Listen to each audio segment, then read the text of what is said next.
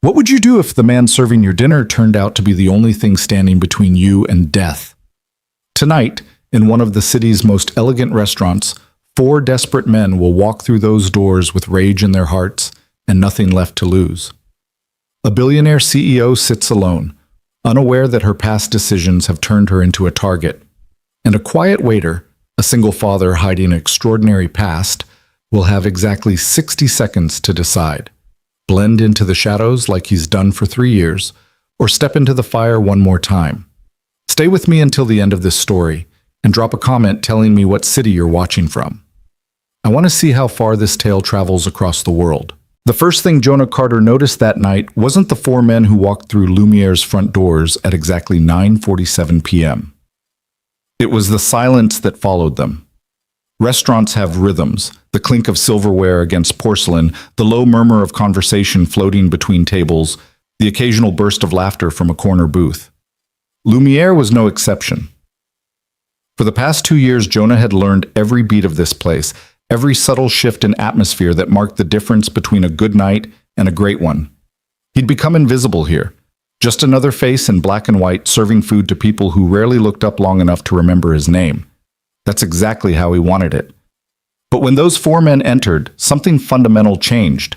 The conversations didn't stop, not exactly, but they stuttered, hesitated. Several diners glanced toward the entrance, their instincts picking up on something their conscious minds hadn't yet identified. Jonah, polishing wine glasses behind the bar, felt the hair on the back of his neck stand up. He knew that feeling. He'd spent 8 years as a crisis negotiator learning to trust it. The men looked like they dressed for the occasion, button-down shirts, dark jeans, shoes that had been polished recently but not well. They were trying to fit in, trying to look like they belonged in a place where appetizers cost more than their weekly grocery bills. But their shoulders were too tight, their jaws too set, their eyes too focused. They were here for a reason. Jonah set down the wine glass carefully, his movements deliberate and calm, even as his pulse began to quicken. Through the large windows that overlooked the city's glittering skyline, he could see his reflection, a tall, lean man in his late 30s with close-cropped dark hair and the kind of face people forgot the moment he left the room. Unremarkable. Safe. Forgettable. Exactly what he'd been cultivating since the day he turned in his badge. Table for 4? Marcel, the maitre d', approached the men with his practiced smile, the one that managed to be welcoming and subtly condescending at the same time. The largest of the 4, a man with a shaved head and a scar across his left eyebrow, shook his head. "We're not eating. We're here to see someone." Marcel's smile tightened almost imperceptibly. "I'm afraid Lumiere operates on a reservation-only basis. If you'd like to wait at the bar, we'll wait at a table." The man's voice wasn't loud, but it carried weight. The kind of weight that comes from years of giving orders in loud places, factory floors, construction sites, anywhere human voices had to compete with machinery. Jonah knew that voice. More specifically, he knew that kind of voice. Marcel glanced toward Antoine, the head waiter, who glanced toward Jonah. The unspoken hierarchy of the restaurant flowed through looks and subtle gestures. Antoine was wondering if he should call someone. Jonah was wondering if he should intervene. He didn't. Not yet. "Very well," Marcel said, his professional veneer never cracking. "This way, gentlemen." The men followed Marcel to a table near the center of the dining room, and that's when Jonah saw who they were looking at. Celeste Hahn sat alone at table 12, her usual spot when she came to Lumiere. Once a month, like clockwork, she'd arrive at 9:30 p.m., order the same meal, seared duck breast with blackberry reduction, and work through dinner on her tablet, occasionally taking calls that never seemed to bring good news to whoever was on the other end. She was beautiful in that sharp, untouchable way that made people think of ice sculptures or expensive knives. Mid-40s, Korean-American, with dark hair pulled back so severely it looked painful. She wore power the way other people wore perfume. Jonah had served her exactly 11 times in the 2 years he'd worked here. She'd looked at him directly, maybe twice. She never sent food back, never complimented the chef, never left more or less than exactly 18% gratuity. She was precise, efficient, and utterly self-contained. She was also, if he remembered correctly, the CEO of Park Ventures, one of the largest private equity firms in the state, and now 4 men were sitting 3 tables away from her, watching her with the intensity of people who'd spent a long time thinking about this moment. Jonah's mind started working through scenarios automatically. 8 years away from the job, and his brain still couldn't stop running threat assessments. 4 men, all physically capable, all radiating tension. 1 woman, alone, unaware. Restaurant full of witnesses, which meant they probably weren't planning anything immediately violent. But probably wasn't certainly. And in his experience, when desperate men made plans involving wealthy, powerful women, those plans rarely ended well for anyone. Jonah. Antoine appeared at his elbow, breaking his concentration. Table 7 needs their check, and Table 3 wants to know if the kitchen can prepare the salmon without butter. Tell them we can do olive oil instead, but it won't taste the same, Jonah said absently, still watching the 4 men. They'd ordered water, just water. They weren't here to eat. You okay? Antoine asked. You look like you've seen a ghost. Maybe he had. A ghost of himself from a life he'd left behind in a pool of blood and broken promises. I'm fine, Jonah lied, just tired. He forced himself to turn away, to focus on his tables, to do his job. Table 7's check. Table 3's salmon. Table 9 wanted dessert menus. He moved through the motions automatically, his body on autopilot while his mind stayed locked on Table 12 and the 4 men who couldn't stop staring at Celeste Hahn. She hadn't noticed them yet. Or if she had, she gave no indication. Her fingers moved across her tablet with mechanical precision, her face betraying nothing. In another life, Jonah might have admired that kind of composure. Tonight, it just made her vulnerable. 23 minutes passed. Jonah watched the clock behind the bar tick away the seconds while he poured wine, cleared plates, smiled blandly at customers who didn't see him. The 4 men sat motionless at their table, their water untouched, their eyes never leaving Celeste Hahn. The tension in the room continued to build, subtle enough that most people wouldn't notice but undeniable to anyone who knew what to look for. And then, at 10:11 p.m., the largest man, the one with the scar, stood up. Jonah's body reacted before his brain fully processed what was happening. He was moving across the dining room, his path angled to intercept, even as part of him screamed that this wasn't his problem anymore, that he'd given up the right to intervene the day he'd failed to talk down Sarah Martinez from that bridge. But his feet kept moving. The man was halfway to Celeste's table when Jonah stepped into his path, positioning himself between the threat and the target with the kind of casual precision that looked accidental to everyone watching. "Excuse me, sir," Jonah said, his voice quiet and friendly. "Can I get you gentlemen anything else? Coffee? Dessert menu?" Up close, the man was even larger than Jonah had estimated. 6'3", maybe 240, most of it muscle that had started to go soft around the edges. His eyes were red-rimmed and exhausted, the kind of exhaustion that comes from too many sleepless nights and too much whiskey. His hands, calloused, scarred, working hands, were clenched into fists at his sides. "Move," the man said. "I'd be happy to," Jonah said, maintaining his pleasant expression. "Just let me know if you need anything first. The chocolate torte is exceptional tonight." I said move. The man's voice dropped lower, more dangerous. Jonah didn't move. He stood there, blocking the path, his own hands relaxed at his sides, his body language completely non-threatening. This was the first rule of crisis negotiation. Never escalate. Be the calm in the center of someone else's storm. "I recognize you, Jonah said quietly, just loud enough for the man to hear. "Trent Holloway, you used to work at Hanson Manufacturing, didn't you? About 3 years ago, I arrested you and your friends here after a bar fight at McCready's. You broke a bottle over someone's head because he said something about your boss shutting down the factory." Trent's eyes widened slightly. Recognition, surprise, and something else, maybe shame, flickered across his face. "I know you too. You're that cop, the negotiator. What the hell are you doing serving tables?" "Long story," Jonah said. "What are you doing here, Trent? That's none of your business." "Maybe not, but I'm making it my business anyway." Jonah glanced over his shoulder at Celeste, who had finally looked up from her tablet, her dark eyes taking in the scene with calculation, but no apparent fear. "Whatever you came here to do, there's a better way to handle it." "You don't know what we came here to do." "Don't I?" Jonah kept his voice level. 4 men, 1 target, Restaurant full of witnesses. You're not here to hurt her. If you were, you would have done it already. You're here to scare her, to make her understand something, to make her feel what you've been feeling.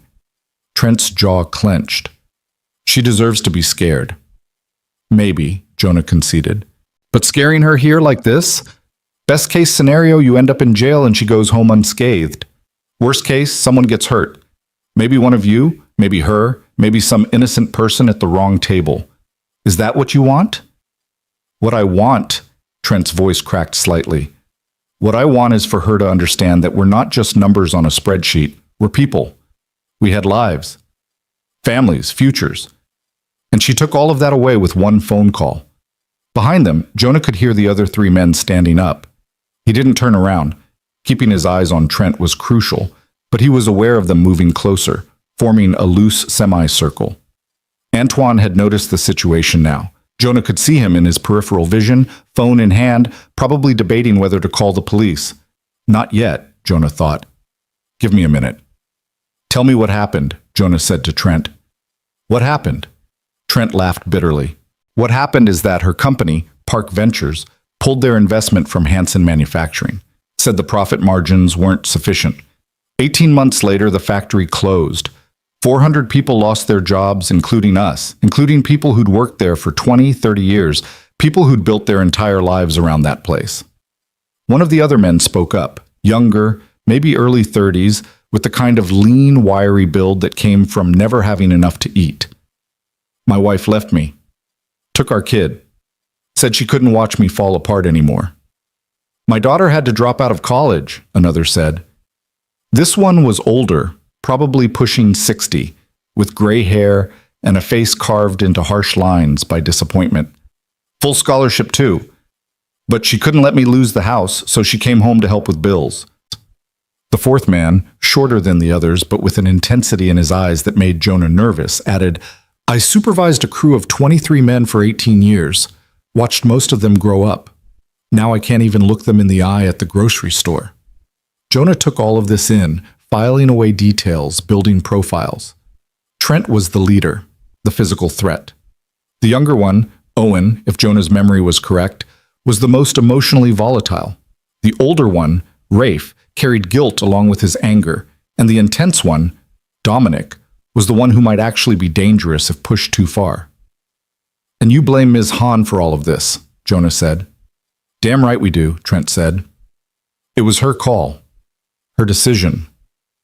She looked at a bunch of numbers and decided we were expendable. So you came here tonight to confront her, to make her see you as real people instead of numbers. Jonah paused. Did you bring weapons? The silence that followed was answer enough. Show me, Jonah said quietly. Trent hesitated, then slowly pulled back his jacket to reveal a tire iron tucked into his belt. Owen had a wrench. Rafe had nothing, but Dominic. Dominic had a folding knife clipped to his pocket. Jonah's blood ran cold.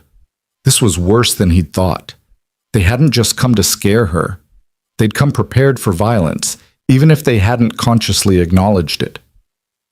Here's what's going to happen, Jonah said, his voice taking on the authoritative tone he'd used in negotiating rooms, the one that expected to be obeyed. You're going to follow me out to the patio, all of you. Ms. Hahn is going to come with us, and we're going to have a conversation, a real one, away from all these people, away from cameras and phones and witnesses who'll testify against you later. Why would she agree to that? Dominic asked. Because I'm going to ask her to. And because she's smart enough to understand that talking is better than the alternative. Jonah finally turned to look at Celeste, who was watching the entire scene with an expression he couldn't quite read. Ms. Hahn, could you join us on the patio for a few minutes? I think these gentlemen have something they'd like to discuss with you. The dining room had gone quiet. Everyone was watching now, the drama too obvious to ignore. Antoine stood frozen with his phone, looking desperately at Jonah for guidance. Marcel had disappeared, probably to call the police, which meant they had maybe 5 minutes before the situation went from bad to impossible. Celeste Hahn stood up slowly, deliberately. She was smaller than Jonah had realized, maybe 5'4" in heels, but something about the way she moved made her seem larger. She closed her tablet, set it on the table, and walked toward them with the kind of fearless determination that suggested either incredible courage or dangerous stupidity. "The patio," she said, her voice clipped and precise. 5 minutes. Then I'm calling the police myself. Jonah nodded and gestured toward the French doors that led to Lumiere's outdoor seating area. This time of night, in early November, the patio was closed, too cold for diners, which meant they'd have privacy. He could work with that. The 6 of them filed outside, and Jonah closed the doors behind them, cutting off the warmth and light of the restaurant. Out here, surrounded by empty tables and dying plants, with the city's indifferent skyline glittering in the distance, everything felt more real, more dangerous. The temperature had dropped into the 40s, and Celeste wrapped her arms around herself against the cold. She wore a burgundy dress that probably cost more than Jonah made in a month. But right now, in the harsh LED lighting of the patio, she just looked like a woman outnumbered and outmatched. "You have 3 minutes," she said. "Talk." Trent stepped forward. "Do you remember us? Do you remember Hanson Manufacturing?" "I remember the company," Celeste said. "I don't remember you specifically." "Of course you don't." Trent's voice was thick with bitterness.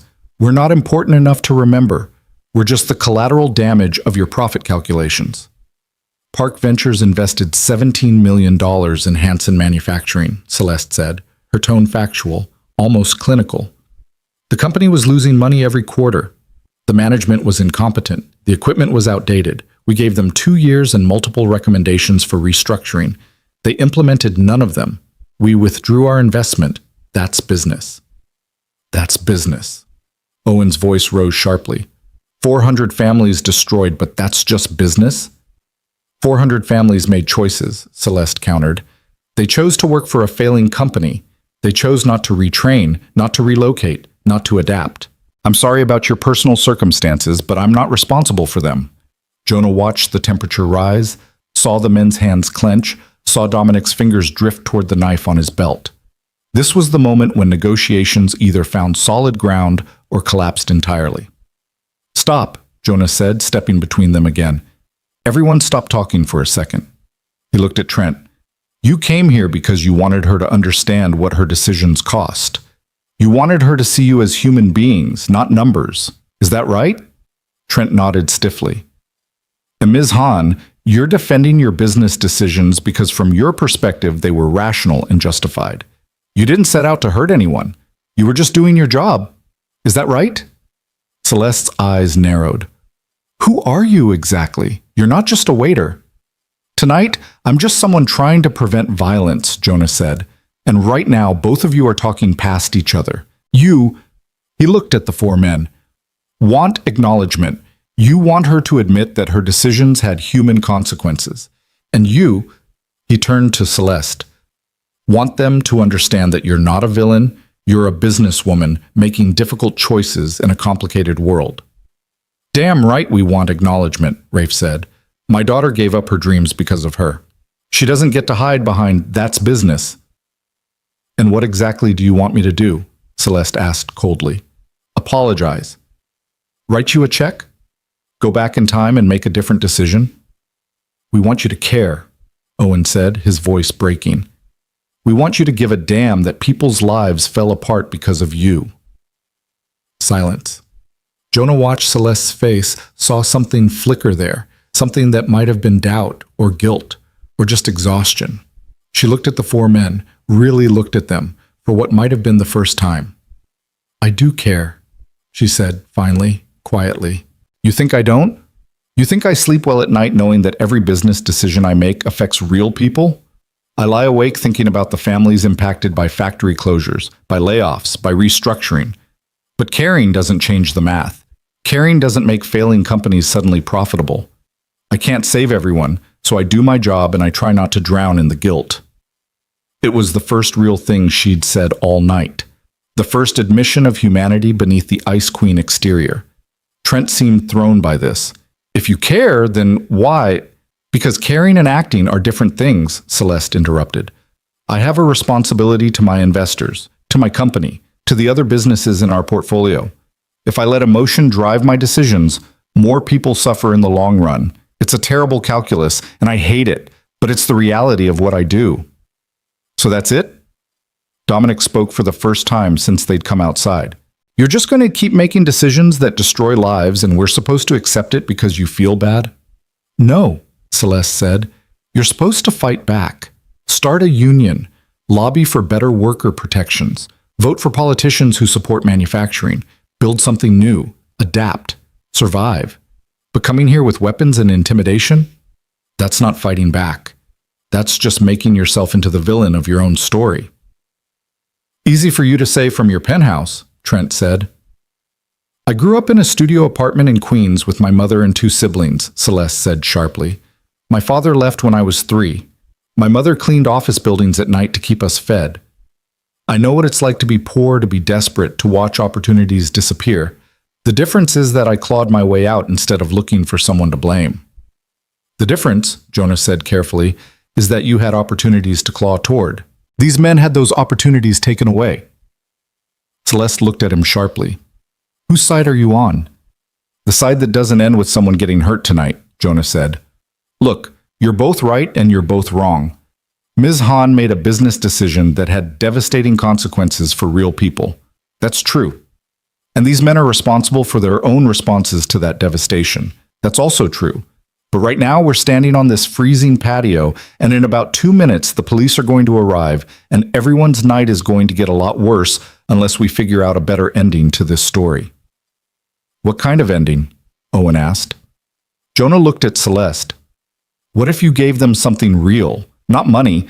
I don't think that's what this is really about, but acknowledgement, resources, a path forward. Such as? Celeste's tone was skeptical but not dismissive. An idea was forming in Jonah's mind, the kind of idea that negotiators learn to recognize, the moment when both sides were exhausted enough to consider compromise. Park Ventures invests in companies, right? Companies that need skilled workers. These men have decades of manufacturing experience. What if you created a retraining program, something substantial, not a token gesture, but real investment in helping displaced workers from companies you've divested from? Partner with your portfolio companies to guarantee job placements for people who complete the training. That would cost, Celeste started. Less than your annual marketing budget, Jonah interrupted, and it would turn a PR nightmare into a redemption story. Billionaire CEO creates second chances for displaced workers. You'd be a hero instead of a villain. He could see her calculating, running the numbers in her head.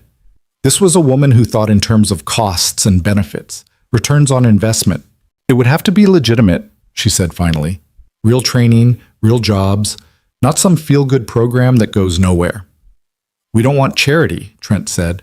It wouldn't be charity, Celeste said. It would be enlightened self-interest. I need skilled workers for my companies. You need jobs. We'd both benefit. The 4 men looked at each other, having a silent conversation in glances and subtle gestures. Jonah held his breath. This was the moment. Either they'd see the olive branch for what it was, or they'd decide it wasn't enough. And Hansen Manufacturing? Rafe asked. The 400 people who lost their jobs? I can't bring the factory back, Celeste said, but I can extend the program to any former Hansen employees who want it. 6 months of retraining, full stipend to cover living expenses, guaranteed interviews with portfolio companies upon completion. And she paused, and Jonah saw something shift in her expression. A formal acknowledgement that Park Ventures could have handled the divestment better, that we should have considered worker impact more seriously in our decision-making process. It wasn't an apology, not quite, but it was close. Closer than Jonah had expected. Why? Owen asked. Why would you do this? Celeste looked at him directly. Because you're right. You're not just numbers, and maybe I need to be reminded of that more often. Jonah watched the tension slowly drain from the 4 men's shoulders. The crisis wasn't over. They'd need details, contracts, proof that this wasn't just empty promises. But the immediate danger had passed. No one was going to get hurt tonight. I need you to leave your weapons here, Jonah said quietly. All of them. On that table. Then you need to leave through the side gate, not back through the restaurant, Miss. Han will have her attorney contact you tomorrow with the details of the program.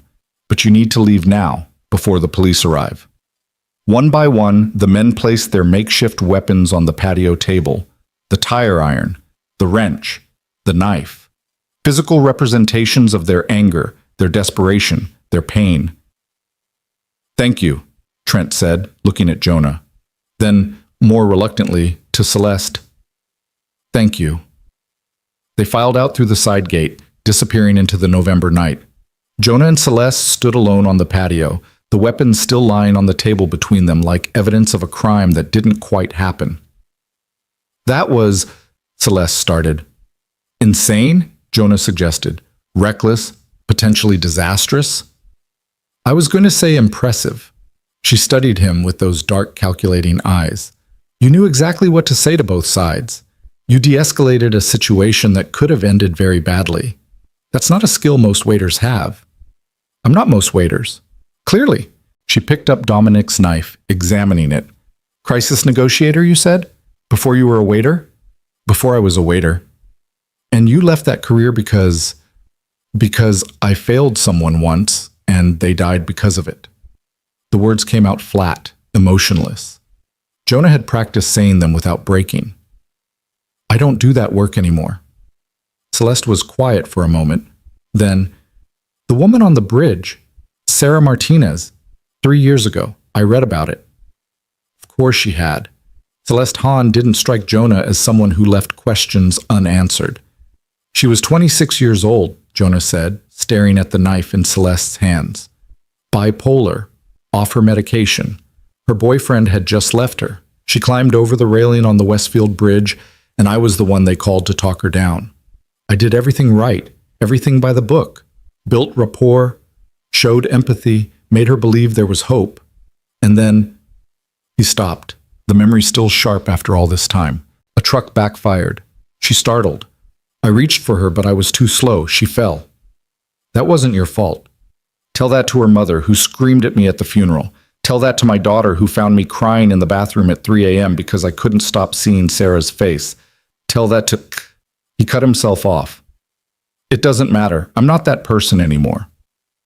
"Aren't you?" Celeste gestured toward the gate where the 4 men had disappeared. "Because what I just witnessed looked exactly like crisis negotiation to me. You identified the threat, assessed the motivation, found common ground, and crafted a solution that satisfied both parties. That's not something you unlearn." "That was different." "How?" "Because..." Jonah struggled to articulate it. "Because I wasn't responsible this time. I was just a waiter who happened to be in the right place, or the wrong place, I don't know." "You were exactly where you needed to be," Celeste said firmly. "And you saved more than just me tonight. You saved those 4 men from making a mistake they couldn't take back. You gave them a path forward instead of a prison sentence. That's not nothing." Through the French doors, Jonah could see the restaurant in chaos. Police had arrived, 2 officers talking to Marcel and Antoine taking statements. His co-workers kept glancing toward the patio, trying to see what was happening. His cover was blown. His quiet, invisible life was over. "I should probably get back inside," he said. "I'm about to be fired." "No, you're not." Celeste pulled out her phone. "I'll handle it." "You can't. I'm Celeste Hahn. I can do whatever I want." She made a call, spoke briefly to someone, probably the restaurant's owner, and hung up. "You're not fired. You're a hero who prevented a violent incident. They should give you a raise." "I don't want to be a hero." "Too late." She studied him again, and Jonah got the distinct impression he was being evaluated, assessed, priced. "What if I told you I have a proposition for you?" "I'd say I'm not interested." "You haven't heard it yet." "I don't need to. I know what people like you want from people like me. You want to hire me, put me to use, make me solve problems for you, but I'm done solving problems. I serve food, I go home to my daughter, I live a simple life. That's all I want." "Is it?" Celeste's voice was gentle, almost kind. "Is that really all you want? Because from where I'm standing, you just came alive out here. For the first time in 3 years, you stopped hiding and started being who you actually are. And I think part of you misses that, misses mattering." The words hit harder than they should have. Jonah wanted to deny them, to insist that he was happy with his small, safe life. But Celeste Hahn hadn't built an empire by being blind to uncomfortable truths. "Think about it," she said. "I'm going to create that retraining program we discussed, but I need someone to run it, someone who understands both business and people, who can bridge the gap between workers and executives, someone who can spot potential crises before they explode into violence. Someone exactly like you." "I can't." "You can. You just did." She handed him a business card. "My private number. Call me when you're ready to stop punishing yourself for being human." She walked back into the restaurant, leaving Jonah alone on the patio with 4 abandoned weapons and a business card that felt like it weighed 1,000 pounds. Inside, he could see the police finishing their interviews. They'd want to talk to him next, get his statement, ask him questions he didn't want to answer. His quiet, invisible life was definitely over. But as he stood there in the cold November air, with the city lights stretching out endlessly before him, and the memory of 4 desperate men who'd walked away instead of destroying themselves, Jonah felt something he hadn't felt in 3 years. He felt necessary, and that terrified him more than anything that had happened tonight. He picked up the weapons one by one, feeling their weight, their potential for harm. Tools that could have ruined lives tonight, but instead just sat on a table, unused, waiting to be taken away as evidence. In a strange way, they were perfect metaphors, objects that could build or destroy depending on who held them and why. Just like him. Just like the skills he'd buried and the man he'd tried to forget. Jonah pocketed Celeste's card and walked back into the restaurant to give his statement to the police. Tomorrow, he'd go home to Maya and pretend everything was normal. He'd make her breakfast, walk her to school, come back to work at Lumiere like nothing had changed. But something had changed. Celeste Hahn was right about that much. Tonight, for 60 minutes on a freezing patio, Jonah Carter had stopped being invisible. He'd stepped into the fire, used skills he'd sworn he'd never use again, and saved lives without losing anyone. And the most dangerous part wasn't what had happened tonight. It was that he wanted to do it again. The police interview lasted 47 minutes.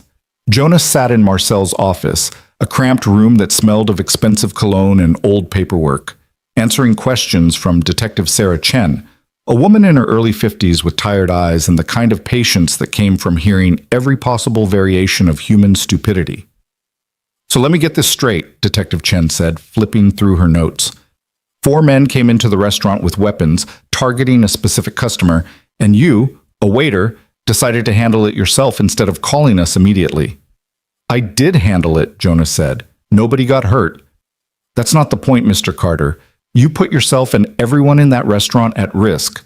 What if those men had been more violent? What if they'd had guns instead of tire irons?" "They didn't."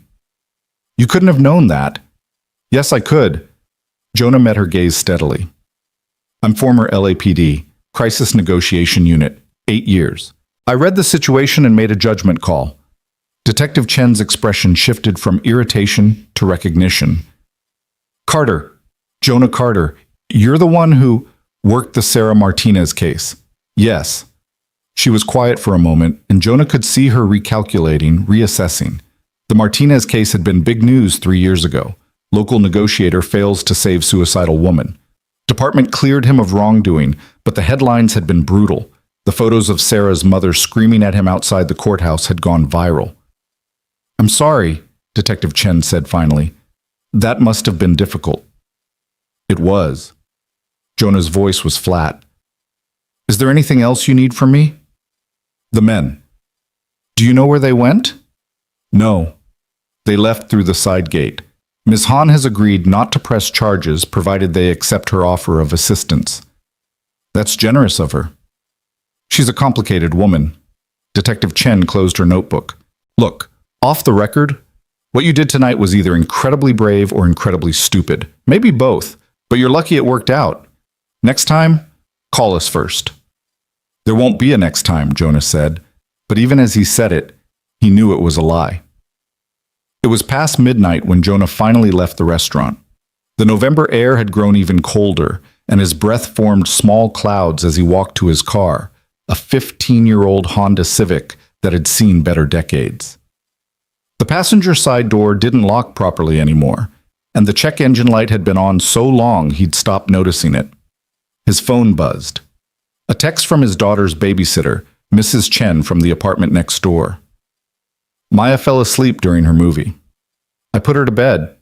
She wants to know if you'll make pancakes tomorrow. I said probably. Jonah smiled despite his exhaustion.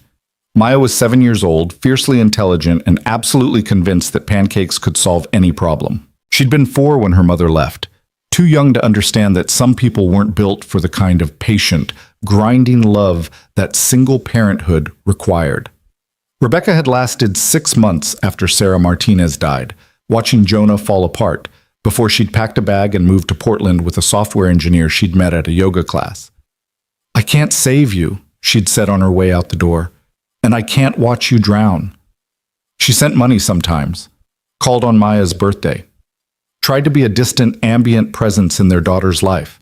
It wasn't enough, but it was more than nothing, and Jonah had learned to be grateful for small mercies.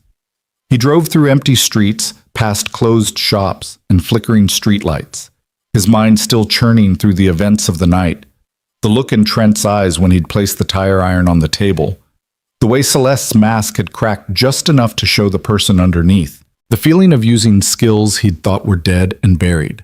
Celeste's business card sat in his pocket like a live coal. Someone who can spot potential crises before they explode into violence. Was that what he wanted? To spend his days identifying threats, managing tensions, preventing disasters? He'd spent 3 years convincing himself that he was done with that life, that the cost was too high, that he'd rather be invisible and safe than visible and responsible. But tonight, for those 60 minutes on the patio, he'd felt like himself again. Not the broken version who couldn't sleep without seeing Sarah's face, the version who believed he could make a difference. He pulled into the parking lot of his apartment complex, a squat beige building called Vista Gardens that had neither vista nor gardens. 3rd floor, corner unit, 1 bedroom that he'd given to Maya while he slept on the couch. The rent was cheap, the neighbors were quiet, and the roof only leaked during the worst storms. It was exactly the kind of place people ended up when they'd given up on ambition. Mrs. Chen was waiting in his living room, knitting something that might have been a scarf or a very long hat. She was 73, widowed, and had decided that Jonah and Maya were her personal project. "You look terrible," she said by way of greeting. "Long night." "I heard." She set down her knitting. "Police cars at Lumiere. Someone said there was almost a shooting." "No shooting, just a misunderstanding." "The kind of misunderstanding that requires 4 police cars?" Mrs. Chen fixed him with the look that had probably terrified her children decades ago. "Jonah, what happened?" He couldn't tell her, not the whole truth. But Mrs. Chen had earned some honesty. "Some men came to the restaurant to confront a customer. I helped mediate. Everyone went home safe." "You mediated?" Her voice was skeptical. "You're a waiter." "I used to be other things." "I know what you used to be." Mrs. Chen picked up her knitting again, needles clicking in a steady rhythm. "I also know why you stopped. But hiding from the world isn't the same as healing from it, Jonah. At some point, you have to decide which version of yourself you want to be." It was the second time that night someone had told him essentially the same thing. Maybe the universe was trying to send him a message. "Maya drew another picture today," Mrs. Chen continued. "Want to guess what it was?" "Let me think." "A family?" "A family of 3. You, her, and a blank space she labeled someone else.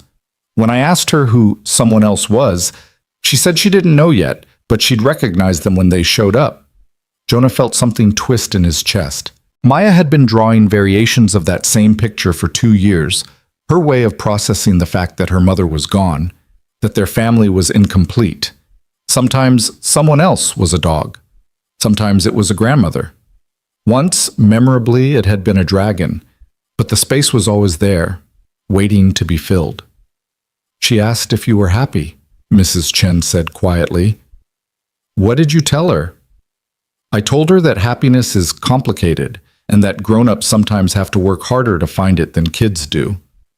She set down her knitting again and looked at him directly. "But between you and me, Jonah, you're not working to find happiness, you're working to avoid pain, and those are very different things." He didn't know what to say to that, so he said nothing. Mrs. Chen gathered her knitting and stood up. "I'll see you tomorrow. Tell Maya I expect to hear all about those pancakes." After she left, Jonah checked on his daughter. Maya was curled up under her unicorn comforter, dark hair spread across her pillow, one hand clutching the stuffed bear she'd had since she was 2. In sleep, she looked impossibly young, impossibly vulnerable. He spent his life trying to protect her from the world's sharp edges, but every day she got a little older, a little more aware that their life wasn't like other people's lives. Her latest drawing sat on her desk, the family of 3. 2 figures carefully colored in, one tall, one small. The third figure was just an outline, waiting. Jonah pulled Celeste's business card from his pocket and stared at it in the dim light from Maya's nightlight. A simple card, expensive paper, raised lettering, a phone number that could change everything or ruin everything. He thought about the look on Trent's face when he'd realized someone actually saw him, actually cared about what happened to him and his friends. He thought about Celeste's admission that she lay awake thinking about the human cost of her decisions. He thought about Owen's broken voice when he talked about his wife leaving, Rafe's guilt over his daughter's lost scholarship, Dominic's shame at not being able to face his former crew. He thought about all the Trents and Owens and Rafes and Dominics out there, people standing on their own versions of bridges, one bad decision away from disaster. And he thought about Sarah Martinez, who he hadn't been fast enough to save. Maybe that's what this was really about. Not redemption. He'd never believed in redemption, not really, but something simpler. The chance to be fast enough next time. Jonah put the card on his dresser and tried to sleep on the couch. It didn't work. His mind kept replaying the night, kept finding different ways it could have gone wrong, kept circling back to the moment when he'd stepped into Trent's path and chosen to be visible again. At 3:17 a.m., he gave up on sleep and made coffee. The apartment was silent, except for the hum of the refrigerator and the occasional creak of the building settling. This was usually his time, the hours between midnight and dawn when the world felt manageable, when he could pretend that his small life was enough. But tonight, the silence felt different, heavier, like it was waiting for him to make a decision. He picked up his phone and stared at Celeste's number for a long time. Then he set it down without calling. Too soon, too reckless. He needed to think this through properly. Consider all the angles, figure out if he was actually capable of doing what she was asking, or if he was just seduced by the memory of who he used to be. The sun rose at 6:43, painting the sky in shades of orange and pink that seemed almost aggressively cheerful. Jonah made pancakes, chocolate chip, Maya's favorite, and woke her up at 7. "Is it Saturday?" she asked groggily. "Tuesday. We only have special pancakes on Saturday." "Today's different," Jonah said. "Today we're having Tuesday pancakes." Maya sat up, immediately suspicious. "What happened?" "Nothing happened." "Dad, you're a terrible liar." She was right. He'd never been able to hide anything from her, not since she was old enough to read faces and body language. "Something happened at work," he admitted, "but everyone's okay. And I made pancakes to celebrate everyone being okay." Maya considered this as she climbed out of bed and padded to the kitchen table. She was wearing her favorite pajamas, purple with stars, and her hair was a magnificent disaster that would require serious negotiation to tame before school. "Mrs. Chen said there were police cars," Maya said, attacking her pancakes with the focused intensity she brought to everything. "She said maybe someone tried to rob the restaurant." "Not exactly." "Then what exactly?" Jonas sat down across from her. "Some people were upset about something and I helped them talk it out. That's all. Like when you used to help people before." She remembered. Of course she remembered. Maya had been 4 when he left the force, but she had the kind of memory that filed away everything and retrieved it at inconvenient moments. Sort of like that. "Did you like it?" The question caught him off guard. "What?" "Helping them. Did you like it?" Maya looked at him with her mother's eyes, dark, perceptive, impossible to fool. "You've been sad for a long time, Dad. Sad in the way where you smile, but it doesn't reach all the way up. But this morning you look different, like maybe the smile might actually make it." 7 years old, and she could read him better than anyone. "I did like it," Jonah admitted. "It felt good to help people again, but it's complicated." "Because of the lady who fell?" His throat tightened. They'd talked about Sarah Martinez once, when Maya had found him crying and demanded to know why. He'd tried to explain it in terms a 5-year-old could understand, that he'd tried to help someone, that he'd failed, that it had hurt him very badly. Maya had hugged him and told him that trying to help was always good, even when it didn't work. At the time, he hadn't believed her. Now, sitting across from her at their cheap kitchen table with chocolate chip pancakes going cold, he wondered if maybe she'd been right all along. "Yeah," he said, "because of her." "But you helped the people last night, right? They didn't fall." "No, they didn't fall." "So maybe you're getting better at it." Out of the mouths of babes. Jonah drove Maya to school, watched her run toward the building with her backpack bouncing, then sat in the parking lot for 10 minutes, staring at his phone. He had a shift at Lumiere that afternoon. He had bills to pay and a life to maintain. He had a daughter who needed stability and a father who didn't disappear into the kind of work that kept him awake at night. But he also had Celeste's number in his phone and a feeling in his chest that wouldn't go away. He called her at 9:15. She answered on the second ring. "I was wondering how long it would take you." "I haven't decided anything," Jonah said. "But you called. That's a start. Tell me about the job." Specifically, he heard papers rustling. "Community Relations Manager. You'd oversee the retraining program we discussed, design the curriculum, vet the candidates, coordinate with portfolio companies. But that's just the beginning. I want you to audit all of our investments for potential labor issues. Identify situations like Hansen before they explode. Mediate conflicts between management and workers. Essentially, be the human conscience of Park Ventures." "That's not a real job. That's you trying to assuage your guilt." "It's both." Celeste didn't sound offended. "But that doesn't make it less necessary. I employ 15,000 people across 12 companies. If I can prevent even a fraction of the situations like last night, that's worth it." "What's the salary?" She named a figure that was 3 times what he made at Lumiere. "That's too much." "That's what the position is worth. Take it or don't. But don't insult me by pretending I'm overvaluing your skills." Jonah watched a steady stream of parents dropping off their kids at the school. Normal people living normal lives, probably worrying about normal things like soccer practice and parent-teacher conferences. He could be one of those people. He'd been trying to be one of those people for 3 years. But maybe Mrs. Chen was right. Maybe avoiding pain wasn't the same as finding happiness. "I need to think about it," Jonah said. "You have until Friday. After that, I'm hiring someone else." Celeste paused. "For what it's worth, I don't think you're going to say no. Last night, I saw someone who'd been asleep for a long time wake up. People don't go back to sleep after that." She hung up before he could respond. Jonah drove to Lumiere in a daze. The restaurant looked different in daylight, smaller, less elegant, more ordinary. Antoine was already there, setting up for the lunch service, and when he saw Jonah, his face broke into a complicated expression somewhere between relief and concern. "Man, last night was insane," Antoine said. "Everyone's talking about how you faced down 4 armed guys like some kind of action hero." "I didn't face anyone down. I just talked to them." "That's not what Marcel's telling people.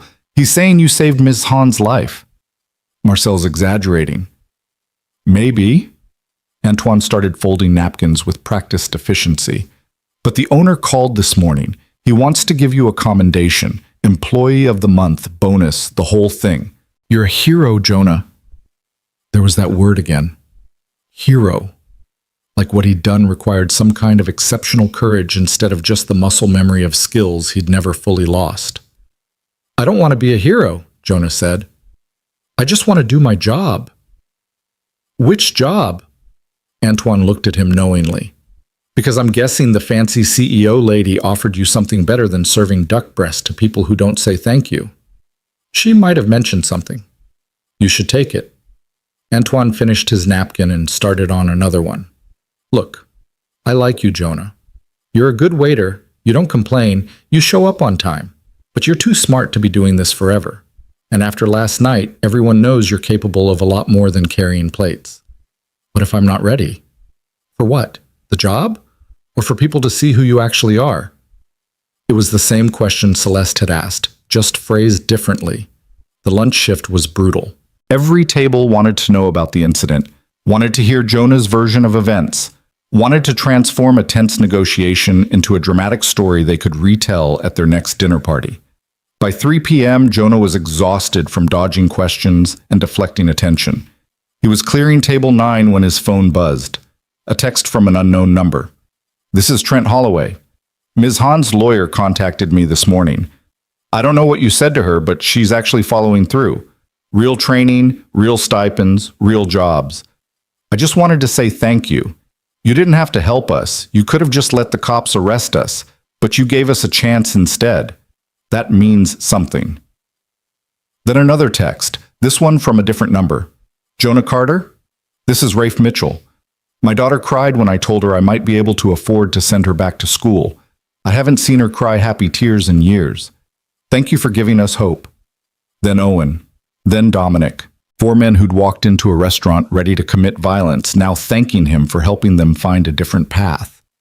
Jonah stood in the middle of the dining room, phone in hand, and felt something shift inside him. Not redemption. He still didn't believe in redemption, but something simpler and more profound. The sense that maybe his skills weren't a curse. Maybe they were just skills.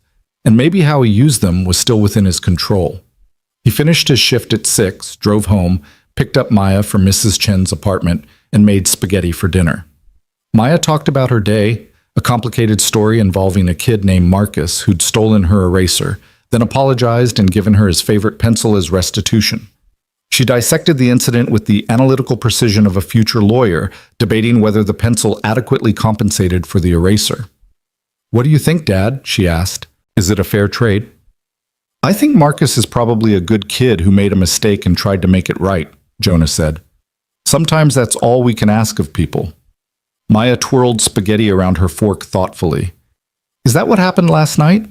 Someone made a mistake and you helped them make it right?" "Something like that." "Then I think you should keep doing that." "Keep doing what?" "Helping people make things right." She looked at him seriously. "You're really good at it, Dad. And when you're good at something, you're supposed to use it. That's what Mrs. Chen says. She's good at knitting, so she knits blankets for the shelter.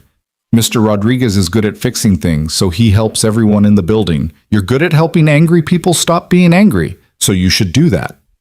It was the clearest moral philosophy Jonah had heard in years, delivered by a 7-year-old in purple pajamas with spaghetti sauce on her chin. What if helping angry people means I'm not here as much? Jonah asked carefully. What if I have to work longer hours, or travel sometimes, or will you still make Tuesday pancakes? Always. Then it's okay. Maya returned to her spaghetti with the matter settled. Besides, Mrs. Chen says you've been hiding for too long. She says hiding makes people smaller, and you should be bigger. Mrs. Chen has a lot of opinions about my life.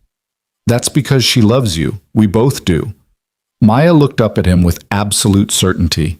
And we both want you to be happy, not pretend happy, real happy. After Maya went to bed, Jonah sat on the couch with his phone in his hand and Celeste's number on the screen. It was Wednesday night.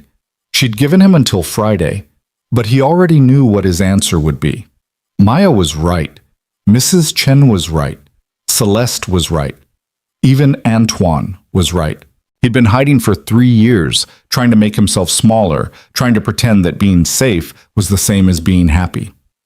But last night, he'd remembered what it felt like to be necessary, to use his skills for something that mattered, to make a real difference in people's lives. And yes, there was risk. Yes, he might fail again. Yes, someone might get hurt despite his best efforts. But Maya deserved a father who was whole, not one who'd cut away pieces of himself to avoid pain. She deserved to see him be the person he actually was, not the person he was pretending to be. He called Celeste at 9:30. "I don't need until Friday," Jonah said when she answered. "My answer is yes." There was a pause on the other end of the line, long enough that Jonah wondered if the call had dropped. Then Celeste spoke, and he could hear the smile in her voice. "Good. Be at Park Ventures tomorrow morning at 8. We'll handle the paperwork and get you started immediately. The retraining program needs to launch within 30 days if we're going to keep our commitment to those 4 men. Tomorrow? I need to give notice at Lumiere, figure out childcare, arrange. I'll have my assistant contact the restaurant. Consider it handled. As for childcare, Park Ventures has an on-site program for employees' children. Maya can come with you until you sort out something more permanent." Celeste's tone shifted, becoming more businesslike. "Jonah, when I make a decision, I move quickly. If you're going to work for me, you need to understand that. I don't wait for perfect conditions. I create them. After she hung up, Jonah sat in the darkness of his living room, the reality of what he'd just agreed to settling over him like a weight. Tomorrow morning, he would walk into one of the most prestigious investment firms in the state, not as a visitor, but as an employee. He would have an office, responsibilities, people depending on him to make decisions that affected their lives. The thought should have terrified him. Instead, it felt like coming home after a long exile. He spent the next hour researching Park Ventures on his laptop. The company's website was sleek and corporate, full of phrases like strategic growth partnerships and maximizing stakeholder value. There were photos of Celeste at various events, shaking hands with politicians, accepting awards, standing in front of gleaming office buildings. In every photo, she wore the same expression of controlled confidence, the mask that had only cracked for a few moments on that freezing patio. The company employed over 200 people directly, with thousands more across their portfolio of investments. They had holdings in manufacturing, technology, healthcare, real estate. On paper, Park Ventures was exactly the kind of soulless corporate entity that destroyed places like Hanson Manufacturing without a second thought. But Jonah had seen something else on that patio. He'd seen a woman who admitted she lay awake thinking about the human cost of her decisions. He'd seen someone willing to create an entire program to address a problem she could have easily ignored. That counted for something. Sleep came eventually, restless and populated by dreams of bridges and falling and voices he couldn't quite hear. He woke at 5:30, his heart racing, Sarah Martinez's face still vivid in his mind. Some ghosts, he thought, never really left. They just waited in the corners of your consciousness, ready to remind you of your failures at the worst possible moments. Maya was excited about the prospect of going to work with him, treating it like an adventure rather than a logistical necessity. She picked out her favorite dress, red with white polka dots, and insisted on wearing her smart shoes, the black flats she usually reserved for school concerts. "Do you think they'll have other kids there?" she asked, while Jonah tried to tame her hair into something resembling order. "Celeste said they have a childcare program, so probably." "What if the other kids don't like me?" "Then those kids have terrible judgment, because you're extremely likable." Maya grinned at him in the mirror. "You have to say that. You're my dad." "Doesn't make it less true." They arrived at Park Ventures at 7:45. The building was downtown, all glass and steel, rising 30 stories above the city like a monument to ambition. The lobby was cavernous, with marble floors and abstract art that probably cost more than Jonah's annual salary at Lumiere. A security guard directed them to the 23rd floor, where Celeste's executive offices were located. The elevator ride felt interminable. Maya pressed her face against the glass wall, watching the city shrink beneath them, while Jonah tried to control the nervous energy building in his chest. This was real. This was happening. He was about to walk into a world he'd spent 3 years avoiding, and there was no guarantee he was ready for it. The elevator doors opened onto a reception area that looked like it had been designed by someone who'd never heard of the concept of warmth. Everything was sharp angles and monochrome colors, aggressively modern in a way that felt more intimidating than welcoming. A young woman sat behind a curved desk, her expression professionally pleasant. "Jonah Carter," he said. "I'm here to see... Ms. Han is expecting you. This must be Maya." The receptionist smiled at his daughter. "Hi, sweetie. I'm Jennifer. Would you like to come with me? We have a really fun playroom with other kids your age." Maya looked at Jonah uncertainly. "Dad?" "It's okay," Jonah said, kneeling down to her level. "I'll be right upstairs. If you need me, just tell Jennifer and I'll come get you immediately. Deal?" "Deal." Maya hugged him quickly, then followed Jennifer down a hallway, her smart shoes clicking on the polished floor. Watching her walk away, trusting him to have made the right decision, Jonah felt the weight of responsibility settle more heavily on his shoulders. This wasn't just about him anymore. Every choice he made affected Maya, shaped her understanding of what was possible and what was worth fighting for. "Mr. Carter?" Another assistant appeared, this one male, probably in his late 20s, wearing a suit that cost more than Jonah's car. "I'm David. I'll take you up to Ms. Han's office." They rode another elevator up 3 more floors to the executive suite. Here, the aggressive modernity softened slightly. replaced by an aesthetic that suggested power without quite shouting it. Original artwork lined the walls, not abstract now, but portraits, faces of people who looked like they'd built empires or toppled them. Celeste's office occupied the corner, with floor-to-ceiling windows offering a panoramic view of the city. She was standing at one of those windows when David ushered Jonah in, her silhouette sharp against the morning light. She didn't turn immediately, and Jonah had the sense that this was calculated, a power move designed to establish hierarchy. "Do you know what I see when I look out these windows?" Celeste asked finally. "Expensive real estate?" She turned, and there was amusement in her eyes. "Opportunity. Every building down there represents thousands of people working, creating, struggling, succeeding, failing. Every decision I make ripples out into all those lives. It's exhilarating and terrifying in equal measure. And you're telling me this because I want you to understand what you've signed up for. This isn't just about creating a retraining program for 4 angry men. This is about fundamentally changing how Park Ventures interacts with the human beings affected by our decisions. That's a massive undertaking, and it's going to make you unpopular with a lot of people in this building." Jonah looked around the office. The expensive furniture, the prestigious degrees framed on the wall, the subtle markers of success that Celeste had accumulated over decades of ruthless competence. "Why do I get the feeling you're trying to talk me out of this?" "I'm not. I'm making sure you understand what you're walking into." Celeste moved to her desk, a massive piece of dark wood that looked like it had been carved from a single tree. The executives here are brilliant, ambitious, and utterly convinced that emotion has no place in business decisions. They're going to see you as a threat to their way of operating. They're going to test you, undermine you, try to prove that caring about people is a luxury we can't afford. And you think I can handle that? I think you face down 4 armed men without flinching. Corporate politics should be easier. She pulled out a folder, thick with documents.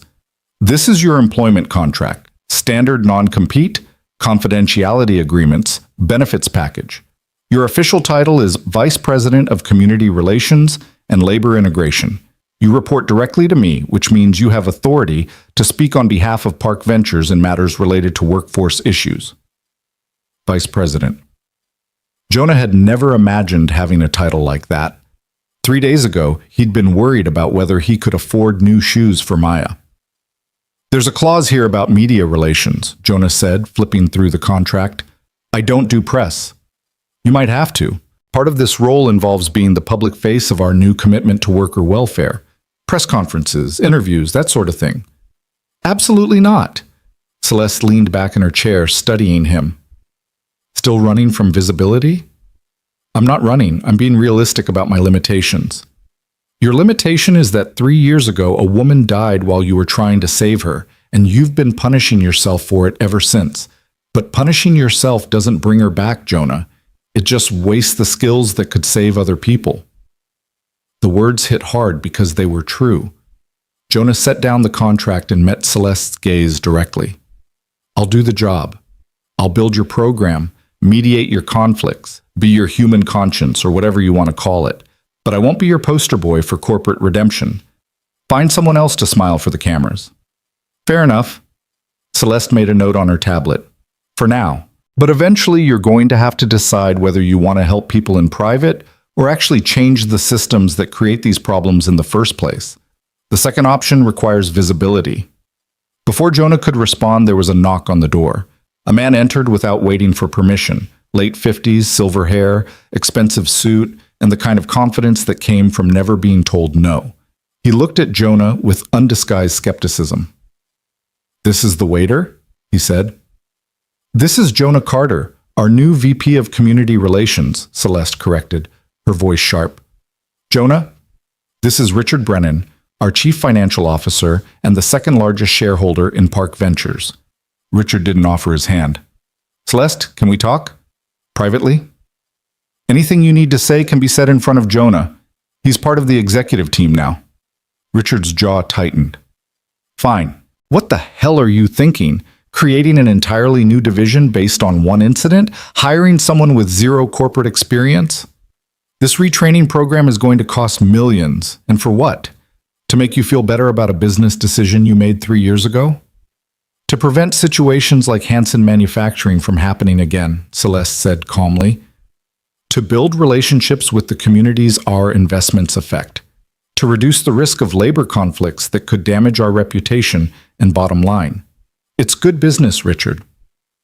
It's emotional business, and emotional business is bad business.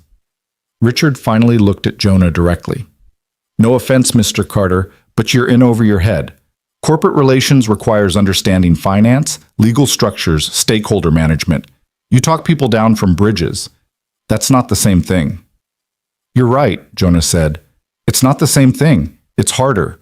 Because when I fail at my job, people die. When you fail at yours, numbers on a spreadsheet change color. So maybe save the condescension for someone who's impressed by it. Richard's face flushed red. Celeste, I'm formally registering my objection to this hire. The board is going to have questions. Let them ask. Celeste stood, effectively dismissing him. And Richard, Jonah reports to me, not to you. If you have concerns about his performance, bring them to me directly. Don't undermine him to the rest of the executive team. Are we clear? Richard left without answering, slamming the door behind him hard enough to make the artwork rattle. Well, Celeste said, that went better than expected. Better? He looked like he wanted to throw me out the window. Yes, but he didn't. That's progress. Celeste pulled up something on her tablet. Richard represents the old guard of Park Ventures, the people who believe that maximizing profit is the only metric that matters. They're not bad people exactly. They're just operating from a framework that doesn't include space for human considerations. Your job is to change that framework. By doing what? Winning them over with my sparkling personality? By proving that considering human impact doesn't mean sacrificing profits. By showing them that preventing crises is cheaper than managing them. By building something so successful they can't ignore it. Celeste looked at him seriously. I'm not naive, Jonah. I know this is going to be difficult, but I also know that Park Ventures needs to evolve, and evolution requires people willing to challenge the status quo. That's you. The rest of the morning was a blur of paperwork, meetings, and introductions to people whose names Jonah immediately forgot. He was assigned an office on the 24th floor, smaller than Celeste's but still larger than his entire apartment, with a view of the city and furniture that looked like it belonged in a museum. His new assistant, a efficient woman named Patricia, who was probably in her 40s, walked him through the basics of the company's internal systems. You'll want to meet with HR about the retraining program structure, Patricia said, checking her tablet, and legal needs to review the contracts we'll be offering to participants. Ms. Hahn has also scheduled you for a lunch meeting with the heads of our portfolio companies. They need to understand the new labor integration requirements. All of that is today? Welcome to Park Ventures. We don't believe in slow transitions. Patricia smiled, and it was surprisingly warm. For what it's worth, I think what you're doing is important. My brother lost his job when his factory closed 5 years ago. Never really recovered. If someone had offered him what you're offering those men from Hansen, his life might have turned out very differently. It was a reminder that every person in this building had their own story, their own connections to the human cost of corporate decisions. Even here, in this temple of profit and efficiency, real lives were being lived. Jonah spent the afternoon in meetings that tested his patience and his ability to translate his crisis negotiation experience into corporate speak. The HR director wanted detailed metrics for measuring program success. The legal team wanted liability waivers and carefully worded contracts. The portfolio company executives wanted assurances that the retraining program wouldn't disrupt their operations or force them to hire unqualified workers. In every meeting, Jonah felt the underlying resistance. These were people who'd built their careers on certainty, on quantifiable results, on eliminating variables they couldn't control. What he was proposing introduced uncertainty, required them to consider factors that couldn't be easily measured, asked them to care about people they would never meet. But he also saw moments of genuine interest. The HR director, a woman named Susan Chen, who reminded him disturbingly of Detective Chen from the other night, admitted that their current hiring practices often overlooked experienced workers who lacked formal credentials. One of the portfolio executives, a younger man who ran a tech manufacturing company, talked about how hard it was to find skilled workers willing to learn new systems. By 4 p.m., Jonah's brain felt like it had been put through a blender. He made his way down to the childcare center, expecting to find Maya bored or anxious. Instead, she was in the middle of an elaborate construction project with 3 other kids, building something that looked like it might be a castle or possibly a spaceship. "Dad!" She ran over, face flushed with excitement. "Look what we made! And guess what? Tomorrow we're going to add a dragon." "A dragon in a spaceship?" "It's a space castle," one of the other kids explained with the patience of someone talking to a particularly slow adult. Obviously. On the drive home, Maya chattered about her day, about the new friends she'd made, about how the childcare center had better art supplies than her school. Jonah listened, grateful that at least one member of the Carter family had transitioned smoothly into their new life. "Did you have a good day?" Maya asked eventually. "Complicated," Jonah admitted. "Lots of meetings. Lots of people who aren't sure about me yet." Mrs. Chen says people who don't like change are just scared of finding out they've been doing things wrong. Maya looked at him seriously. "Are the people at your work scared?" "Maybe. Yeah, probably." "Then you should help them not be scared. That's what you're good at, remember?" Out of the mouths of babes again. Maybe the entire retraining program should just consist of 7-year-olds explaining basic human decency to corporate executives. That night, after Maya went to bed, Jonah opened his laptop and started drafting the framework for the retraining program. He pulled from his years of crisis negotiation experience, from his understanding of how people responded to trauma and change, from conversations he'd had with workers over the years. The program couldn't just be about job training. It needed to address the psychological impact of job loss, the shame and anger that came from feeling discarded, the fear of being too old or too specialized to start over. He worked until midnight, building something that felt real and substantial, something that might actually help people like Trent and Owen and Rafe and Dominic. Somewhere around 11:30, his phone buzzed with a text from Celeste. "Still working? Go to sleep. Tomorrow's going to be harder." He should have asked how she knew he was still awake. Instead, he just texted back a thumbs up and kept working. The next morning brought the first real test. Jonah arrived at the office to find Richard Brennan had scheduled an executive meeting to discuss concerns about the new Community Relations Division. It was scheduled for 9 a.m., which meant Jonah had exactly 30 minutes to prepare. "He's trying to undermine you before you've even started," Patricia said, bringing him coffee that was probably too expensive to taste as bitter as it did. Classic Richard move. "If I were you, I'd have your numbers ready." "What numbers?" "Any numbers. Richard only respects data. If you walk in there with feelings and good intentions, he'll eat you alive." Jonah spent 25 minutes pulling together every statistic he could find about the costs of labor disputes, the benefits of workforce stability, the long-term value of community relationships. It wasn't enough. He'd need months to build a truly compelling case, but it was something. The executive conference room was on the 26th floor, with an oval table that could seat 20 people and windows that made everything feel like it was happening in the sky. 6 executives were already seated when Jonah arrived. Richard, Susan from HR, the legal director whose name Jonah couldn't remember, and 3 others he hadn't met yet. Celeste walked in 30 seconds after Jonah, taking the seat at the head of the table with the easy confidence of someone who owned the room. "Thank you all for coming. Richard called this meeting to discuss the Community Relations Division. Richard, the floor is yours." Richard stood, which immediately gave him a power advantage Jonah hadn't anticipated. "I want to be clear that my concerns are not personal. Mr. Carter seems like a competent individual. However, creating an entirely new executive division based on a single incident represents exactly the kind of reactive decision-making we should be avoiding. Let's look at the costs." He pulled up a presentation on the large screen at the end of the room. Numbers appeared, projections, budget allocations. The retraining program would cost $4.2 million in the first year. Adding a community relations staff would cost another $3 million. The opportunity cost of executive time spent on labor integration instead of profit optimization was estimated at $2.7 million. "That's nearly $10 million, Richard said. For what? To prevent situations that may never occur? To make us feel better about hard business decisions? Park Ventures became successful by making rational choices based on data, not emotion. This program is all emotion and no data. Several executives nodded. Jonah felt the room shifting against him before he'd even spoken. "May I?" Jonah asked.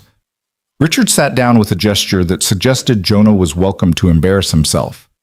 Jonah stood, wishing he'd worn a better suit, wishing he had Richard's easy command of the room, wishing he was anywhere else. But then he thought about Trent's exhausted eyes, about Maya asking if he'd had a good day, about Mrs. Chen saying that hiding made people smaller. "Mr. Brennan's numbers are accurate," Jonah began. "The program will cost approximately $10 million in year one, but let's talk about what we're actually buying with that money.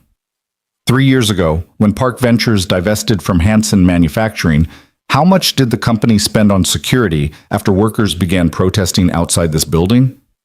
Silence. "I'll tell you, $750,000 on increased security, another $200,000 on legal fees related to harassment claims, and approximately $1.3 million in lost productivity when executives had to deal with constant disruptions. That's $2.25 million spent managing a crisis that could have been prevented. And that's just one divestment." He pulled up his own hastily assembled data on his tablet. In the past 5 years, Park Ventures has divested from or significantly restructured 7 companies. Each one resulted in some level of labor conflict. Each conflict cost money, sometimes in direct costs like security and legal fees, sometimes in indirect costs like damaged reputation and difficulty attracting future investments. The total cost of managing these conflicts exceeds $14 million. Richard leaned forward. "You're comparing actual costs to hypothetical savings. I'm comparing the cost of prevention to the cost of crisis management, and I'm suggesting that investing in relationships before they break is cheaper than repairing them afterward." Jonah looked around the table. Every person in this room has spent their career optimizing for efficiency. But human beings aren't efficient. We're messy and emotional, and we do irrational things when we feel threatened or discarded. The Community Relations Division isn't about feelings, it's about risk management. One of the executives Jonah hadn't met spoke up, an older woman with white hair and sharp eyes. "What's your metric for success? How do we know if this program is working?" It was a fair question, Jonah thought carefully before answering. "Short term, we measure participation rates in the retraining program, job placement success, and reduction in labor conflicts across our portfolio. Long term, we measure employee satisfaction in companies where we've invested, community perception of Park Ventures, and our ability to attract high-quality investment opportunities because we're known as responsible partners." "Those are soft metrics," Richard objected. "Reputation is a soft metric until you try to make a deal and find out the other party won't work with you because they've heard you destroy communities," Jonah countered. "Brand value is a soft metric until a PR crisis tanks your stock price. Worker loyalty is a soft metric until your entire skilled workforce walks out because they don't trust management. Soft metrics become hard losses very quickly when you ignore them." Celeste had been silent throughout the exchange, but now she spoke. "I didn't create this position on impulse. I created it because 4 men walked into a restaurant ready to commit violence against me, and the only thing that prevented tragedy was that a waiter happened to have crisis negotiation experience. That should never have happened. Those men should never have felt so desperate, so invisible, that violence seemed like their only option. The fact that they did represents a failure of Park Ventures to consider human impact in our decision-making." "So this is guilt," Richard said. "This is evolution." Celeste's voice was sharp. "Park Ventures can continue operating the way we always have, maximizing short-term profits and managing crises as they arise. Or we can become the kind of company that prevents crises before they start, that builds lasting relationships with the communities we affect, that proves you can be profitable and responsible simultaneously. I prefer the second option." The room fell silent. Jonah could feel the executives calculating, weighing the costs against the benefits, trying to determine which side of this debate would serve their interests better. Susan from HR broke the silence. "I support the program. We've struggled to find qualified workers for our portfolio companies, and this gives us a pipeline of experienced people who are motivated to prove themselves. It's good business and good ethics." One by one, the other executives offered their positions. 3 supported the program, 2 remained skeptical, and Richard maintained his opposition. It wasn't unanimous approval, but it was enough. After the meeting ended and the executives filed out, Richard approached Jonah directly. Up close, the CFO looked older, more tired, like he'd spent too many years fighting battles that left no winners. "You're articulate," Richard said. "I'll give you that. But articulation doesn't change reality. This company survives by making hard choices quickly. The moment your soft metrics start costing us real opportunities, this whole division disappears. And so do you." "Then I guess I'd better make sure that doesn't happen," Jonah said. Richard studied him for a long moment. "You really believe in this, don't you? You think you can change how we do business?" "I think I can prevent some people from getting hurt unnecessarily. That's enough." "It won't be enough for Celeste. She wants you to transform Park Ventures into something it's never been. That's a much bigger ask than stopping a few angry workers from making mistakes." Richard's expression softened slightly. "For what it's worth, I hope you succeed. I just don't think you will." He left, and Jonah stood alone in the conference room, looking out at the city below.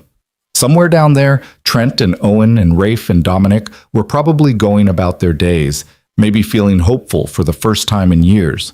Somewhere down there, other people were standing on their own bridges, one bad day away from making decisions they couldn't take back. And now Jonah was supposed to build something large enough to catch them before they fell. The weight of it should have been crushing. Instead, as he gathered his notes and headed back to his office, Jonah felt something he hadn't felt in 3 years. He felt necessary again, and this time he was ready for it. The first 30 days moved faster than Jonah thought possible. He'd expected resistance, bureaucracy, endless meetings that accomplished nothing. What he hadn't expected was how quickly things could move when someone like Celeste Hahn decided they would move. Within a week, the legal framework for the retraining program was finalized. Within 2 weeks, partnerships were established with 3 technical colleges and 2 of Park Ventures' portfolio companies willing to guarantee interviews for program graduates. Within 3 weeks, the first cohort of participants was selected, not just Trent, Owen, Rafe, and Dominic, but 43 other former Hansen manufacturing employees who'd responded to the announcement with a mixture of skepticism and desperate hope. Jonah spent those 30 days doing everything at once. Designing curriculum with educators who initially looked at him like he was insane for suggesting that psychological support should be as important as technical training. Negotiating with portfolio company executives who wanted guarantees he couldn't give about worker performance. Mediating disputes between HR departments and union representatives who'd spent decades viewing each other as enemies. Conducting intake interviews with program participants who carried their anger and shame like physical weights. And through it all, trying to be present for Maya, who is adapting to their new life with the resilience of children who've learned early that stability is temporary. "Dad, you look tired," Maya said one morning over breakfast. It was a Saturday, 3 weeks into his new job, and Jonah had woken up at his desk after falling asleep reviewing participant files. "Just busy, kiddo." "Busy helping people?" "Trying to." Maya considered this while drowning her pancakes in syrup. "Mrs. Chen says helping people is like planting a garden. You put in all the work at the beginning, but you don't see the flowers for a long time. She says you have to be patient." Mrs. Chen is very wise. She also says you need to eat more vegetables and stop surviving on coffee and stress. Maya looked at him seriously. "I think she's right about that too." Jonah laughed despite his exhaustion. "When did you become the parent in this relationship? Someone has to be responsible." But Maya was smiling, and in that moment, Jonah felt a surge of gratitude that nearly overwhelmed him. His daughter was happy. Actually happy. The small, careful life they'd built was expanding, and instead of being scared, she was thriving. Monday morning brought the official launch of the Worker Transition and Integration Program. Celeste had insisted on a press conference, despite Jonah's objections. "You can't change systems from the shadows," she'd told him. "People need to see that Park Ventures is serious about this." Now Jonah stood backstage in the building's ground floor conference center, listening to the murmur of reporters gathering, fighting the urge to run. Patricia appeared beside him with a tablet and an expression of determined calm. "Celeste speaks first, you speak second, then we take questions for 15 minutes. Simple." Nothing about this is simple. Then fake it. That's what everyone else in corporate America does. Patricia adjusted his tie, which he'd put on wrong. For what it's worth, the program is solid. The participants I've spoken with are genuinely grateful. You've built something real, Jonah. Don't let stage fright keep you from showing people what's possible. Celeste emerged from somewhere, wearing a navy suit that probably cost more than Jonah's first car, and an expression of absolute confidence. Ready? No. Good. The best speeches come from people who are scared. Means you care about getting it right. She glanced at her watch. We're on in 2 minutes. Just remember, you're not selling something you don't believe in. You're explaining something you know is important. There's a difference. The stage lights were harsh and disorienting. Jonah stood slightly behind and to the left of the podium, while Celeste addressed the assembled media. She spoke about Park Venture's commitment to responsible investment, about the need for corporations to consider their impact on workers and communities, about the worker transition program as a model for how private equity could create value while maintaining human dignity. It was a good speech, polished and strategic, hitting all the right notes. But Jonah wondered how many people in the room actually believed it, versus how many saw it as clever PR designed to rehabilitate Park Venture's reputation. Then Celeste was introducing him, and he was walking to the podium, facing cameras and reporters, and the weight of expectations he wasn't sure he could meet. 3 weeks ago, I was a waiter, Jonah began, abandoning the prepared remarks Patricia had written. I'd spent 3 years serving food to people who rarely looked at me, and that's exactly how I wanted it. I was invisible, safe, and convinced I'd left behind the part of my life where I tried to help people in crisis. He saw Celeste tense slightly. This wasn't the corporate message she'd wanted, but he continued anyway. Then 4 men walked into the restaurant where I worked. They were angry, desperate, and armed. They were there to confront Ms. Hahn about a decision her company had made 3 years earlier, a decision that had destroyed their lives. And I had a choice. I could stay invisible, let the situation play out however it would, protect myself. Or I could step forward and try to help. Jonah looked directly at the cameras. I'm not telling you this to make myself sound heroic. I'm telling you this because those 4 men, Trent, Owen, Rafe, and Dominic, represent thousands of workers who've been displaced by corporate decisions. Good people who spent decades building skills, supporting families, contributing to their communities. People who did everything right and still lost everything because market conditions changed or profit margins weren't sufficient or a private equity firm decided their factory wasn't worth the investment. He could feel the room's attention sharpening, reporters leaning forward, cameras focusing. The worker transition program isn't charity. It's not even primarily about helping people, though it does that. It's about recognizing that when corporations make decisions that affect workers' lives, those workers are stakeholders too. They deserve more than a severance check and a wish for good luck. They deserve pathways to new opportunities, support during transitions, and most importantly, they deserve to be seen as human beings rather than line items on a balance sheet. A reporter in the front row raised her hand. Mr. Carter, isn't this just an expensive way for Park Ventures to buy good publicity after years of criticism about their labor practices? Probably, Jonah admitted, and he heard Celeste's sharp intake of breath beside him. Ms. Hahn would tell you it's good business and good ethics working together. I tell you I don't particularly care about the motivation as long as the outcome helps people. Judge us by our results, not our press releases. The questions came rapid fire after that. How many participants? What's the success rate? Why should other companies follow this model? How do you respond to critics who say this proves Park Venture's previous decisions were wrong? Jonah answered as honestly as he could, admitting when he didn't know something, refusing to make promises he couldn't keep, focusing on the human stories rather than corporate messaging. It was probably everything Patricia and Celeste didn't want him to do. But it felt right. Afterward, backstage, Celeste was silent for a long moment. Then she said, "That was either brilliant or a complete disaster. I'm not sure which yet. I'm sorry if I went off script. Don't apologize. You gave them something real instead of something polished. That's actually harder to dismiss." She pulled out her phone, which was already buzzing with messages. "Though you're going to give Richard a heart attack when he sees the headlines." Richard's heart attack came approximately 3 hours later when he stormed into Jonah's office holding a tablet displaying the news coverage. Park Ventures admits past mistakes in emotional press conference, he read. New VP questions company's motivations for worker program. Do you have any idea what you've done? I told the truth, Jonah said calmly. The truth? The truth is that you've given every critic of this company ammunition to use against us. You've made us look weak, uncertain, guilty.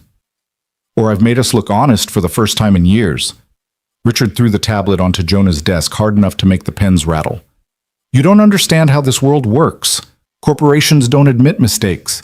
They project confidence, they control the narrative, they never ever give the appearance of doubt. Maybe that's the problem. Jonah stood up, meeting Richard's glare. Maybe if corporations occasionally admitted when they got things wrong, people wouldn't be so angry at them. Maybe if companies like Park Ventures treated workers like stakeholders instead of problems to be managed, we wouldn't have situations where desperate men show up with weapons. That happened once, one time. And now you're using it to justify turning this company into some kind of social welfare program. I'm using it to build something that prevents it from happening again. Jonah's voice stayed level, but he could feel anger building beneath the calm. You know what I did before I became a waiter, Richard? I talked people off ledges, literally and figuratively. I spent 8 years in crisis negotiation, and I learned something important. By the time someone is standing on a bridge ready to jump, you've already failed them. The real work is identifying people in crisis before they reach that point, before they're so desperate that violence or suicide seems like the only option. And you think a training program does that? I think acknowledging people's humanity before you destroy their livelihoods does that. I think having conversations with workers before announcing layoffs does that. I think treating people like they matter does that. Jonah sat back down. But you're right about one thing. I don't understand how this world works. I understand how people work. And maybe that's exactly why Celeste hired me. Richard was quiet for a moment, his anger seeming to deflate into something more like exhaustion. You really believe you can change things? I believe I can help some people. That's enough. It won't be enough for the board. It won't be enough for our investors. And eventually, it won't be enough for Celeste. Richard moved toward the door, then paused. You want to know the real reason I oppose this program? It's not because I don't care about workers. It's because I've seen what happens when companies try to be everything to everyone. They lose focus, they make emotional decisions, and they fail. And when they fail, everyone suffers. Workers, investors, communities, everyone. Sometimes the hard choice is actually the right choice, even when it hurts people. After Richard left, Jonah sat in his office and stared at the city below. Maybe Richard was right. Maybe trying to balance profit with human dignity was impossible. Maybe he was naive to think one program could change how an entire company operated. His phone buzzed. A text from Trent Holloway. Saw you on the news. Took guts to say what you said. First day of training starts tomorrow. 43 of us showed up for orientation. 43 people who thought we were done, who thought nobody cared. You gave us a chance to matter again. Whatever happens with the program, I want you to know that. Then another text, this one from Owen. My wife called. First time in 6 months. She saw the news about the program, asked if I was really getting a second chance. I told her maybe. She said maybe she'd like to get coffee sometime, talk about whether we could have a second chance too. Thank you for that. The messages kept coming throughout the day. Rafe sent a photo of his daughter's acceptance letter to return to college, the financial aid package supplemented by the program's support stipend. Dominic sent a simple message. I slept through the night for the first time in 2 years. Didn't know I could still do that. These were the metrics that mattered, Jonah thought. Not quarterly earnings or stock prices or favorable press coverage, but real people finding hope in situations that had seemed hopeless. Richard could call it soft metrics all he wanted. To Jonah, it was the hardest, most essential measurement of success possible. The weeks that followed established a rhythm. Monday mornings were for program check-ins, meeting with participants to address problems and celebrate progress. Tuesday afternoons were for portfolio company visits, building relationships with executives and floor managers who would eventually hire program graduates. Wednesdays were reserved for crisis prevention, analyzing Park Ventures' upcoming investments for potential labor issues, developing communication strategies, creating frameworks for worker engagement before decisions were announced. Thursdays were the hardest, Those were the days Jonah mediated actual conflicts, situations where workers and management had already reached impasse. A manufacturing plant in Ohio where the workforce was threatening to strike over safety conditions. A tech company in Seattle where mass layoffs were planned without any transition support. A distribution center in Nevada where workers claimed management was retaliating against union organizers. Each situation required Jonah to be translator, mediator, and occasionally referee between parties who spoke different languages and operated from incompatible assumptions about how the world worked. Management wanted efficiency and compliance. Workers wanted dignity and fair treatment. Finding the overlap required patience Jonah sometimes wasn't sure he possessed. But slowly, impossibly, it started working. The Ohio plant implemented new safety protocols after Jonah facilitated a series of meetings where workers could voice concerns without fear of retaliation. The Seattle tech company agreed to a voluntary separation program with enhanced benefits instead of sudden layoffs. The Nevada distribution center established a formal grievance process that both union organizers and management could accept. Not every situation resolved cleanly. Some conflicts were too entrenched, some positions too far apart. Jonah learned to accept that success didn't mean fixing everything. It meant preventing things from getting worse, creating space for dialogue where only hostility had existed before. Maya noticed the change in him. "You smile more now," she observed one night while they were making dinner together. Actually, making dinner, not just heating up frozen food because Jonah was too exhausted to cook. "Do I?" "Yeah, it's different than before. Before you smiled because you were supposed to. Now you smile because you mean it." Jonah pulled her into a hug, struck again by his daughter's ability to see through his defenses. "I think I'm finding my way back to who I used to be, before everything got complicated." "Or maybe you're finding who you're supposed to become," Maya said. "That's different." 2 months into the program, Celeste called Jonah into her office at 6 p.m. on a Friday. He'd learned that late Friday meetings usually meant either very good news or very bad news, with no middle ground. "We need to talk about Sarah Martinez," Celeste said without preamble. Jonah felt his stomach drop. "What about her?" "A reporter contacted our PR department. She's working on a profile of you, and she found the Sarah Martinez case. She wants to know how a crisis negotiator who failed to save a suicidal woman ended up running a worker welfare program for a private equity firm." Celeste's expression was unreadable. "She's going to publish the story regardless of whether you cooperate. But she's giving us the opportunity to provide your side." "There is no my side. I failed. Sarah died. That's the story." "That's not the whole story." Celeste pulled up something on her tablet. "I had our research team look into the Sarah Martinez case. Did you know she'd attempted suicide twice before? Did you know she'd been involuntarily committed 3 times in the previous year?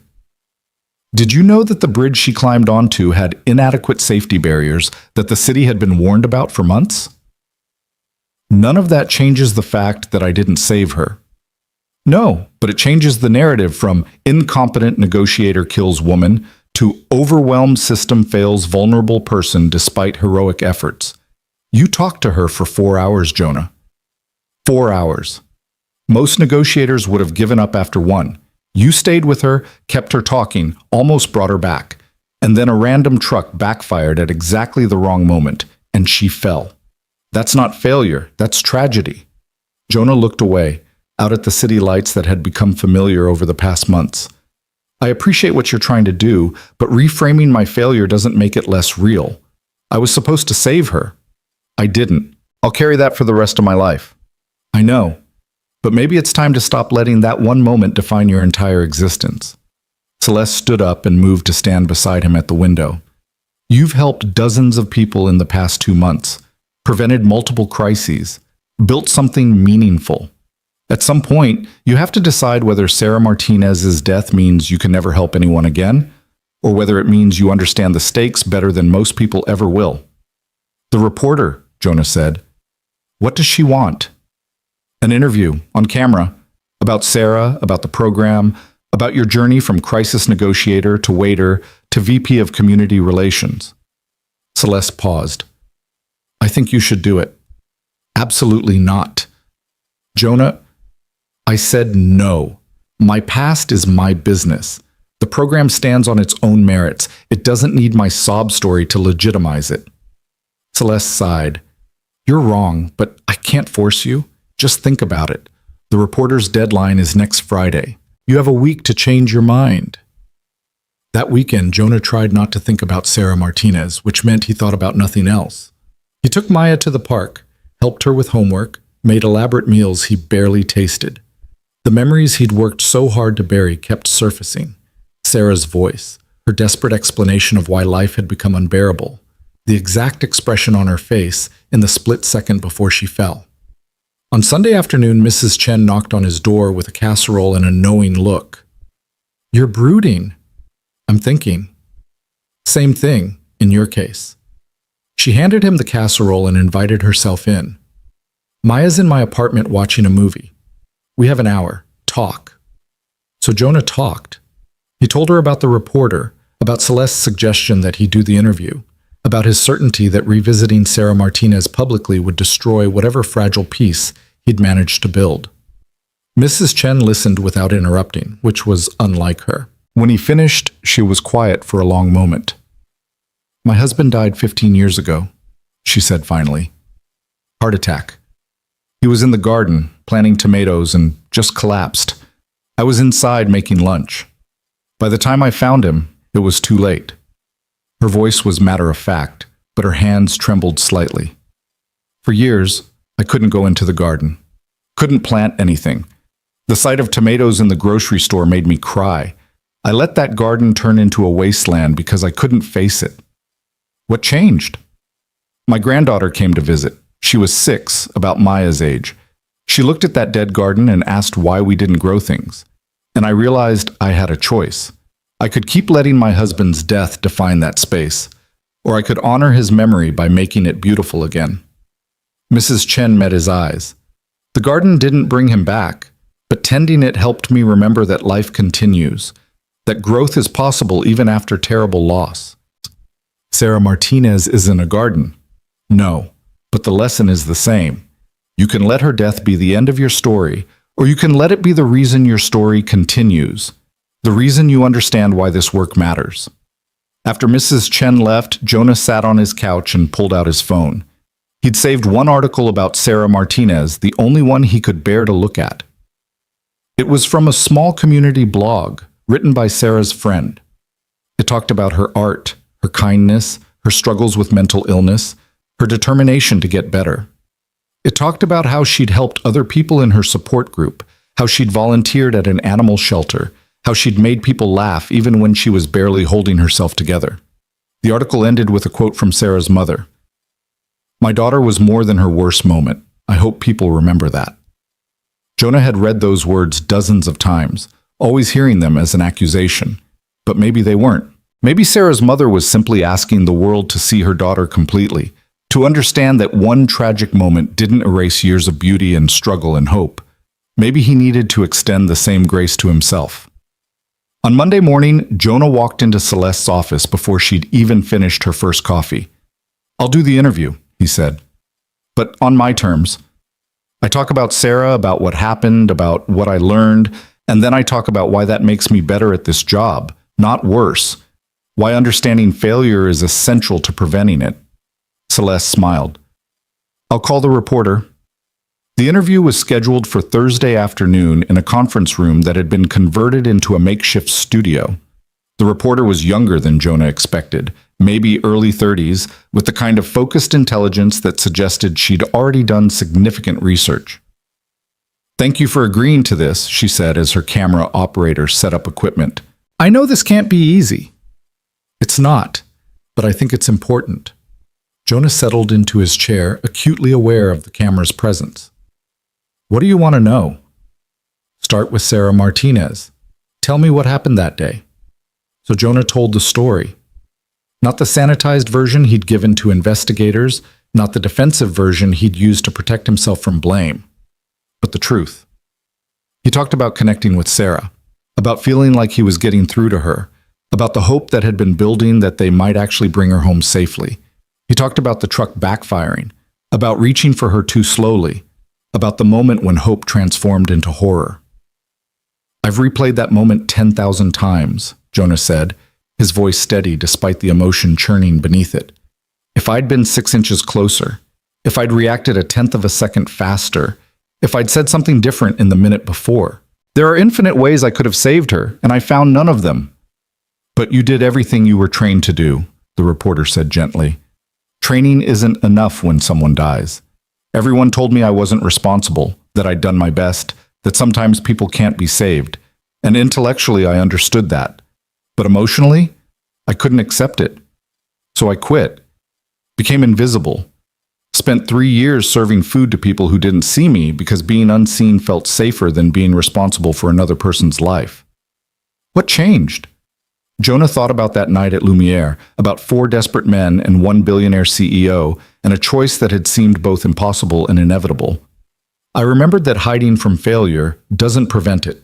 It just means you're not there to help when someone else needs you. He looked directly at the camera. Sarah Martinez taught me that the stakes of this work are real, that people's lives hang in the balance, that good intentions aren't enough. And that's exactly why the worker transition program matters. Because I've seen what happens when people feel invisible, when they believe nobody cares whether they succeed or fail. They make desperate choices, and sometimes those choices can't be undone. The interview continued for another hour. Jonah talked about the program, about the participants who were rebuilding their lives, about the philosophy that had guided his work. He was honest about the challenges, about the executives who still saw workers as problems rather than people, about his own doubts that any of this would create lasting change. But he was also honest about hope, about Trent sleeping through the night, about Owen reconciling with his wife, about Rafe's daughter returning to college, about all the small victories that added up to something larger than any individual success. When it was over, the reporter turned off her camera and smiled. That was powerful. Thank you for being so open. When does it air? Next week? Tuesday evening? Primetime slot? She packed up her equipment. For what it's worth, I think what you're building is important, and I think Sarah Martinez would be proud of how you're using what you learned from her. Jonah wasn't sure about that, but maybe Mrs. Chen was right.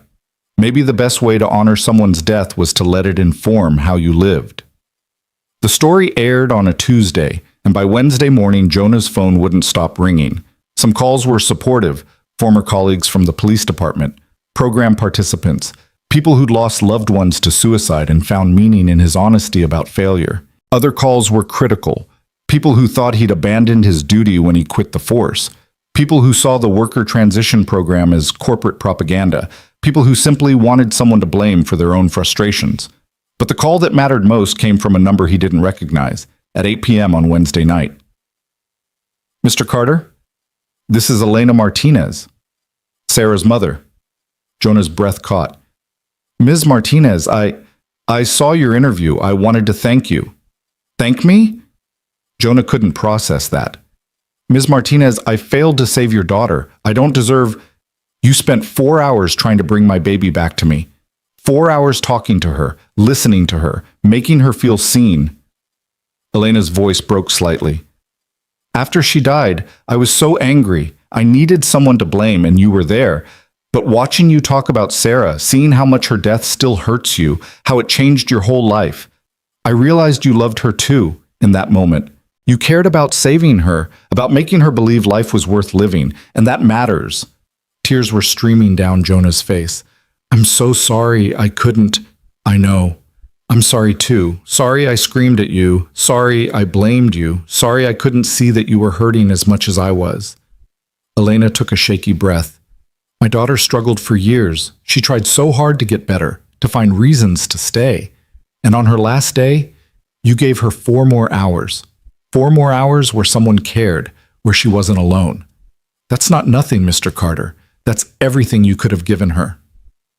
After they hung up, Jonah sat in the darkness of his living room and cried harder than he had since the day Sarah died. Not because the guilt was gone, it would never be fully gone, but because for the first time he could see past it to something else, to the possibility that he'd done his best, to the understanding that some people carried burdens too heavy for any one person to lift, to the grace of knowing that Sarah's mother had found a way to forgive him. Maybe that meant he could start forgiving himself. The call from Elena Martinez changed something fundamental in Jonah. Not overnight. Healing never worked that way, but gradually, like ice melting under steady sunlight. He'd carried Sarah's death as proof of his unworthiness, evidence that he shouldn't be trusted with responsibility for other people's lives. But Elena's forgiveness suggested a different interpretation. Maybe his failure had taught him something essential. Maybe understanding how easily things could go wrong made him better at preventing disasters, not worse. The interview's impact rippled outward in ways Jonah hadn't anticipated. Applications for the worker transition program tripled within a week.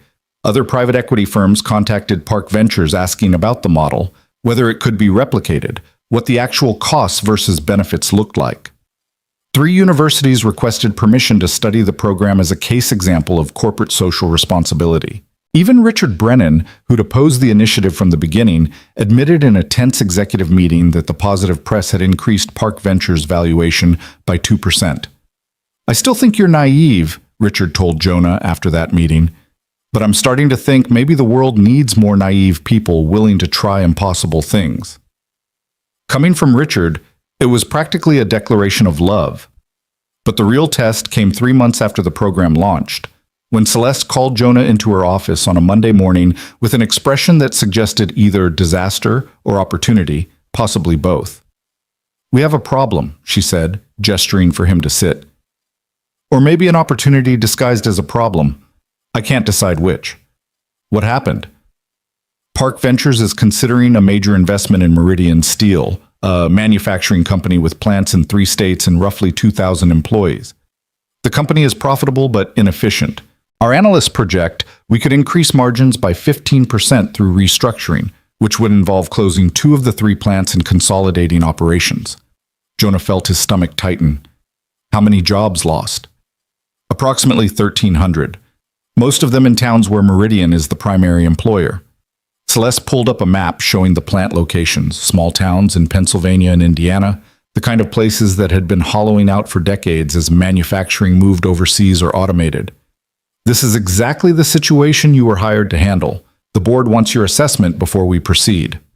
"My assessment is that destroying 1,300 jobs in 2 communities isn't worth a 15% margin increase." "I expected you'd say that, but it's not that simple." Celeste brought up financial projections. "If we don't invest, Meridian will likely fail within 2 years anyway. They're undercapitalized and losing market share. At least our investment gives them a chance to survive. And the consolidated plant would retain 700 jobs. Sometimes the choice isn't between good and bad, it's between bad and worse." Jonah studied the data, his mind racing through scenarios.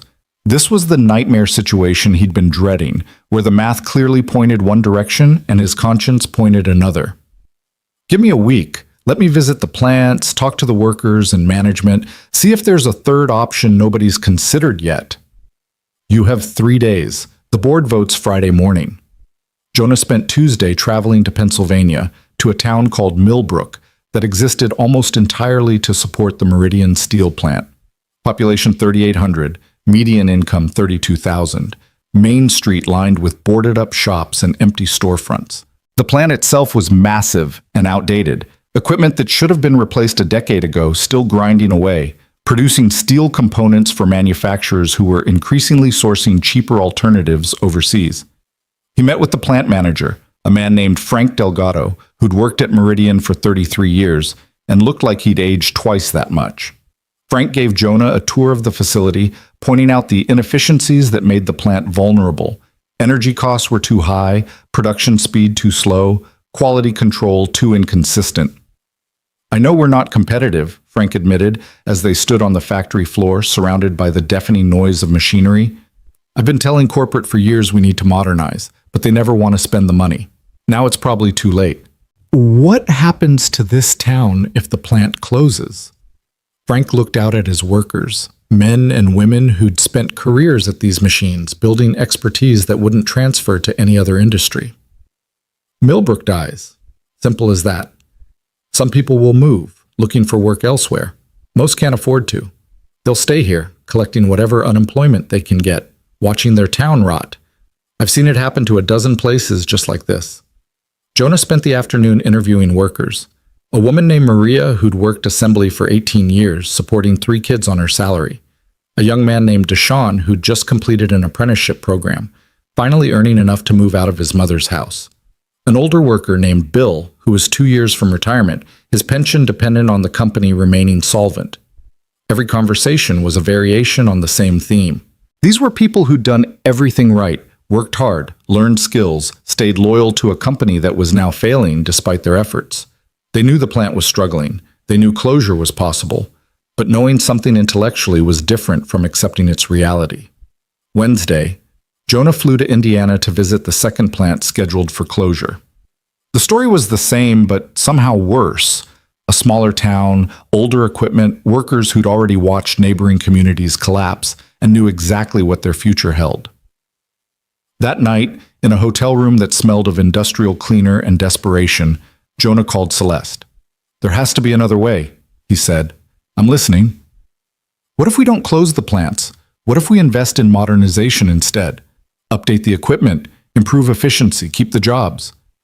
"That would cost $47 million more than our restructuring plan, with a longer timeline to profitability and higher risk."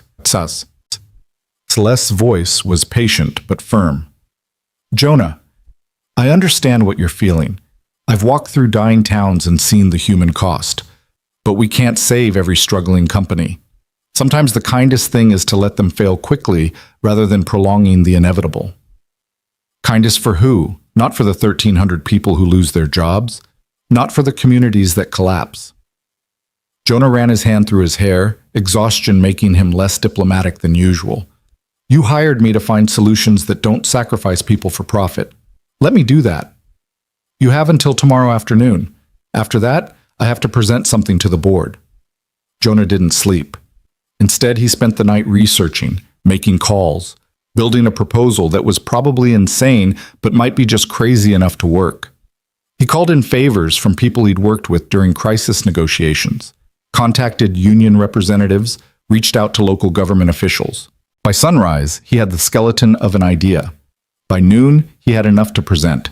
He flew back Wednesday afternoon and walked into Celeste's office with a 30-page proposal that represented the most ambitious thing he'd ever attempted. "Here's the third option," Jonah said, dropping the document on her desk. "We invest in Meridian, but not through traditional restructuring. We create a worker cooperative model. Park Ventures provides the capital for modernization, $47 million, like you said, but instead of owning the company outright, we partner with the workers. They gain equity stake through profit sharing. They have representation on the board. They have a voice in major decisions." Celeste flipped through the proposal, her expression unreadable. "This is unprecedented for Park Ventures.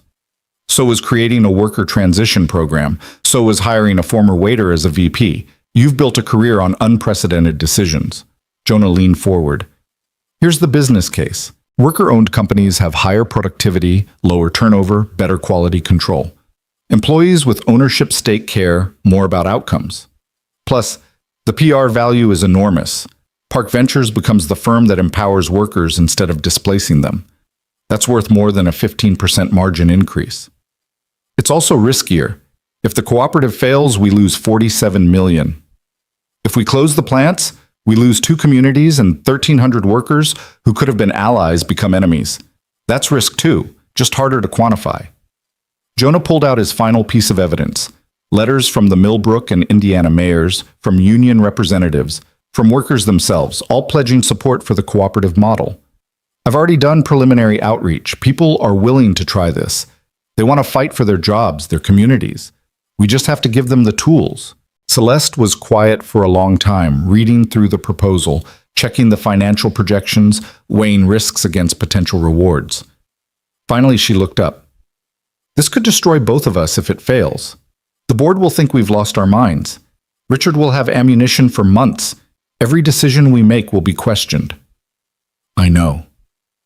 But it might also be the most important thing Park Ventures has ever done." She closed the folder. "I'll present it to the board tomorrow. No promises." The board meeting Friday morning was brutal. Jonah presented his proposal to 12 executives and board members who looked at him with expressions ranging from skepticism to outright hostility. Richard led the opposition, dismantling the financial projections, questioning the feasibility of worker cooperation, pointing out every way the plan could fail.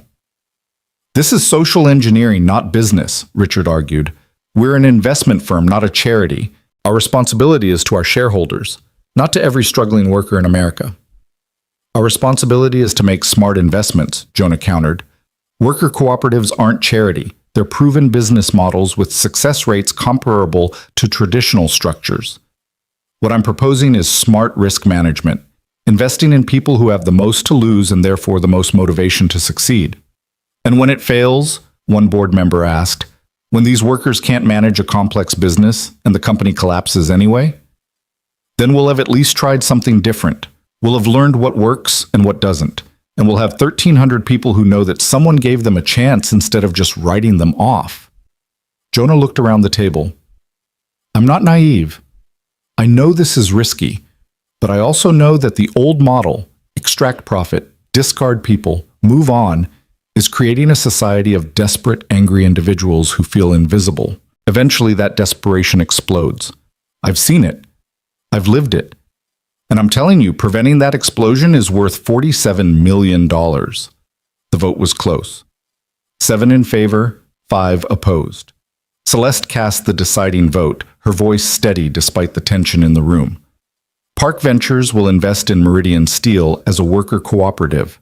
Mr. Carter will oversee the implementation. We'll revisit the decision in 18 months based on performance metrics. She looked directly at Richard. And if it fails, I take full responsibility. After the meeting, Richard approached Jonah in the hallway. You have 18 months to prove this works.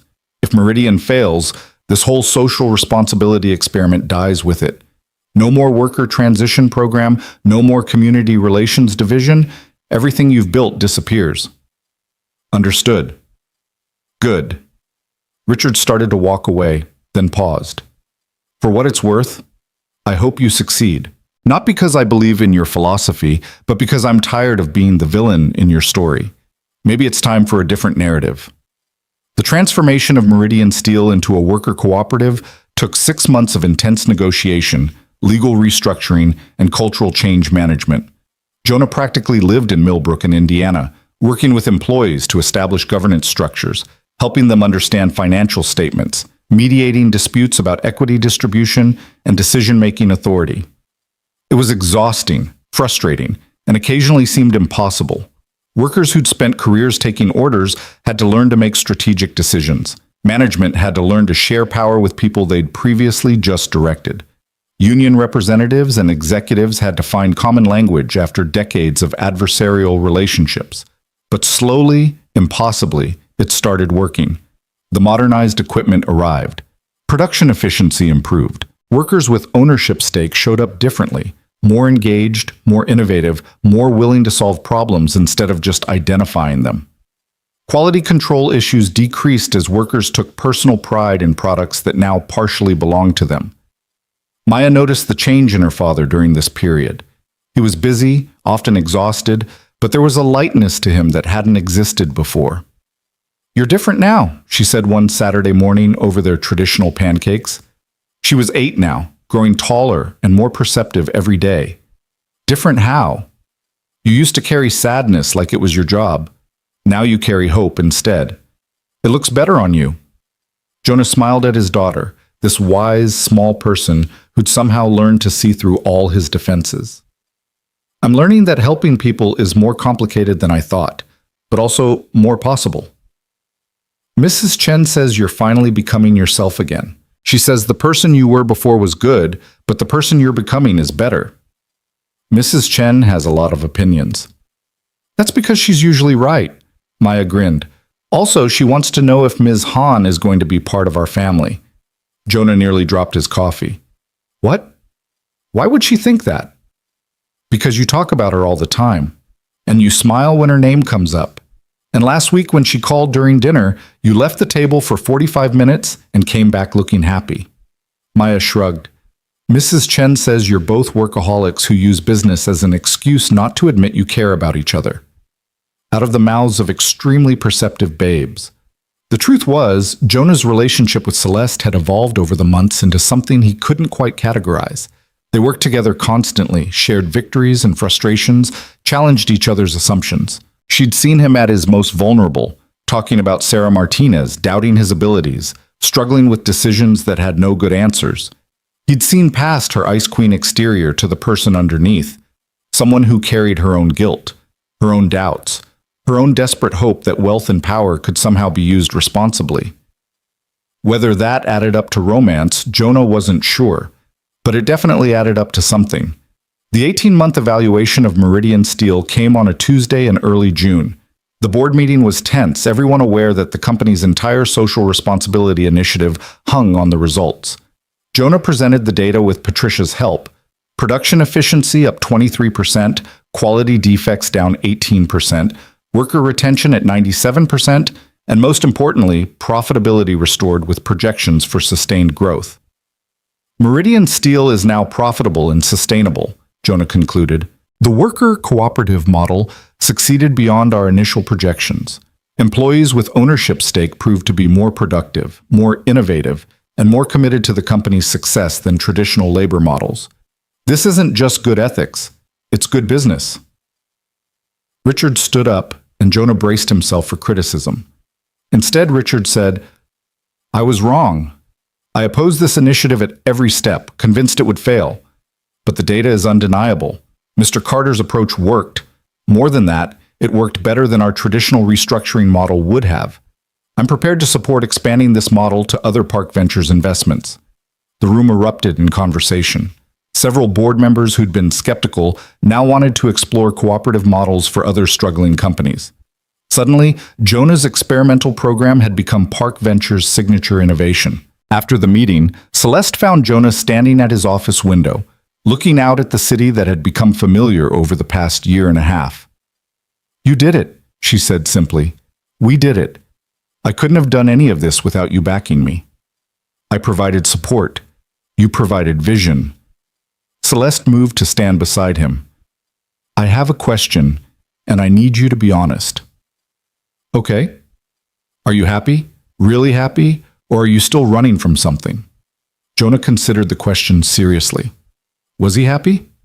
He had meaningful work, financial security, respect from colleagues who doubted him. He was helping people, preventing crises, building systems that actually functioned. Maya was thriving. He slept through most nights without nightmares about Sarah Martinez. "I'm not running anymore," he said finally. "I'm not sure I've completely arrived at wherever I'm going, but I'm definitely moving forward instead of hiding." "Good, because I have another proposition for you. The last time you said that, you offered me a job that changed my life. This one might change it again." Celeste pulled out her tablet, showing him something she'd been working on. "I want to create a foundation, separate from Park Ventures but funded by our profits. Its mission would be promoting worker-owned enterprises, providing capital and support for companies transitioning to cooperative models, training programs for workers learning to manage businesses. And I want you to run it." Jonah stared at the proposal. It was ambitious, almost absurdly so. It would mean leaving Park Ventures, starting something entirely new, taking risks that made the Meridian Steel project look cautious by comparison. It was also exactly what the world needed. Why me? Because you understand something most people in this industry don't, that businesses are made of people, that people matter more than spreadsheets, that preventing human tragedy is worth the investment even when the returns aren't immediately quantifiable. Celeste met his eyes. "Also because I trust you, and trust is the rarest commodity in this world. I need to think about it, talk to Maya, figure out what this means for our life. Take your time. But Jonah?" Celeste smiled, and it transformed her face into something warm and open.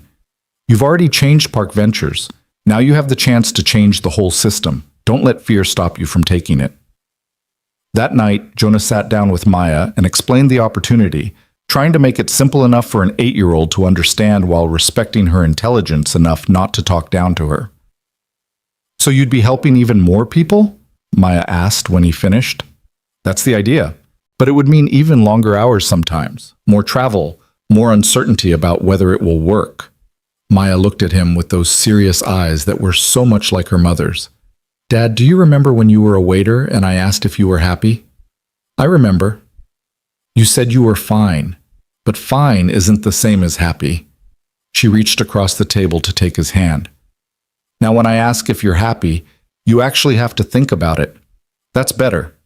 And if helping more people makes you think even harder about being happy, then you should do it. Just like that? Just like that. Also, Mrs. Chen says that when you find the thing you're supposed to do with your life, you feel it in your bones. She says you've found it, and now you're just scared of admitting it. Jonah laughed despite himself. Mrs. Chen really needs to stop having so many opinions about my life. She wouldn't have to if you'd figure things out faster. Maya grinned. So are you going to do it? I think I am. Yeah. Good. Now can we have ice cream to celebrate? The foundation launched 3 months later. Jonah spent those months wrapping up his work at Park Ventures, training his replacement, saying goodbye to colleagues who'd become friends. Patricia cried when he told her he was leaving, then immediately asked if the foundation needed an executive assistant. I've spent 20 years working for people who saw employees as resources to be managed, Patricia said. I'd like to spend the next 20 working for someone who sees them as humans to be supported. Richard gave Jonah an awkward handshake and an even more awkward compliment. You made me reconsider assumptions I've held for 30 years. That's not comfortable, but it's necessary. Good luck with the foundation. Try not to bankrupt yourself being too idealistic. Celeste's goodbye was private, in her office after hours when the building was mostly empty. They'd worked so closely for so long that the prospect of not seeing each other daily felt strange, almost painful. I'm going to miss fighting with you about whether people matter more than profit margins, Celeste said. You're going to miss losing those fights, you mean? I never lost. I just occasionally reconsidered my position. She smiled. What happens now? I build the foundation. You continue evolving Park Ventures. We change the world from different angles. That's the professional answer. I meant personally. Jonah looked at this woman who'd seen him at his lowest and believed in him anyway, who'd risked her company's reputation on his untested ideas, who'd become someone he couldn't imagine his life without. Honestly, I don't know. I spent 3 years hiding from connection because I was afraid of failing people. Now I'm finally learning that connection is worth the risk. He stepped closer. So maybe we figure it out together, slowly, without any grand plans or certainty about where it's going. I can work with that. Celeste closed the distance between them, and when she kissed him, it felt like the final piece of something clicking into place. The foundation's first project was supporting 3 manufacturing plants in the Midwest transitioning to worker cooperatives. Jonah threw himself into the work with the same intensity he'd brought to crisis negotiation years ago, but now without the crushing weight of believing every failure would destroy him. He learned to accept that some projects would succeed while others struggled, that helping people was messy and complicated and couldn't always be measured in neat metrics. 6 months after the foundation launched, Jonah received an invitation to speak at a national conference on worker ownership. He almost declined.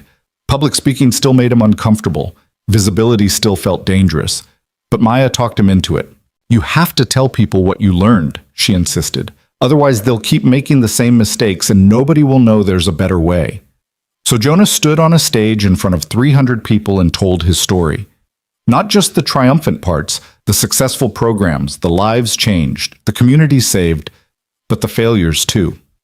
He talked about Sarah Martinez, about how her death had nearly destroyed him, but ultimately taught him something essential about the stakes of their work. He talked about the projects that hadn't succeeded, the workers he couldn't help, the situations where the cooperative model failed despite everyone's best efforts. The point isn't that we can save everyone, Jonah concluded. The point is that we have to try, because the alternative, accepting that some people are expendable, that profit matters more than dignity, that the best we can do is manage casualties. That alternative creates the kind of world where desperate people make desperate choices. And I've spent enough time talking people down from bridges to know that desperation is preventable. It's expensive and complicated and requires us to care about people we'll never meet. But it's preventable. The standing ovation surprised him. So did the dozens of people who approached afterward wanting to learn more, wanting to start their own programs, wanting to be part of building something better. A movement was growing, Jonah realized. He wasn't alone in believing that business could be done differently. 2 years after leaving Park Ventures, Jonah sat in his foundation office, smaller than his corporate office had been, but with better artwork courtesy of Maya's drawing talents, and reflected on how far he'd traveled from that night at Lumiere. The scared, hidden version of himself seemed like a different person now. He'd become someone visible, someone responsible, someone who accepted that he couldn't save everyone but refused to stop trying. His phone buzzed. A text from Trent Holloway, who'd completed the worker transition program and now worked as a supervisor at a Park Ventures manufacturing company, training new hires and serving on the company's worker advisory board. Just wanted to say thanks. Again. My daughter graduated college today. Wouldn't have happened without you giving us that second chance. You changed my whole family's story. Then a text from Maya, even though she was just in the next room doing homework.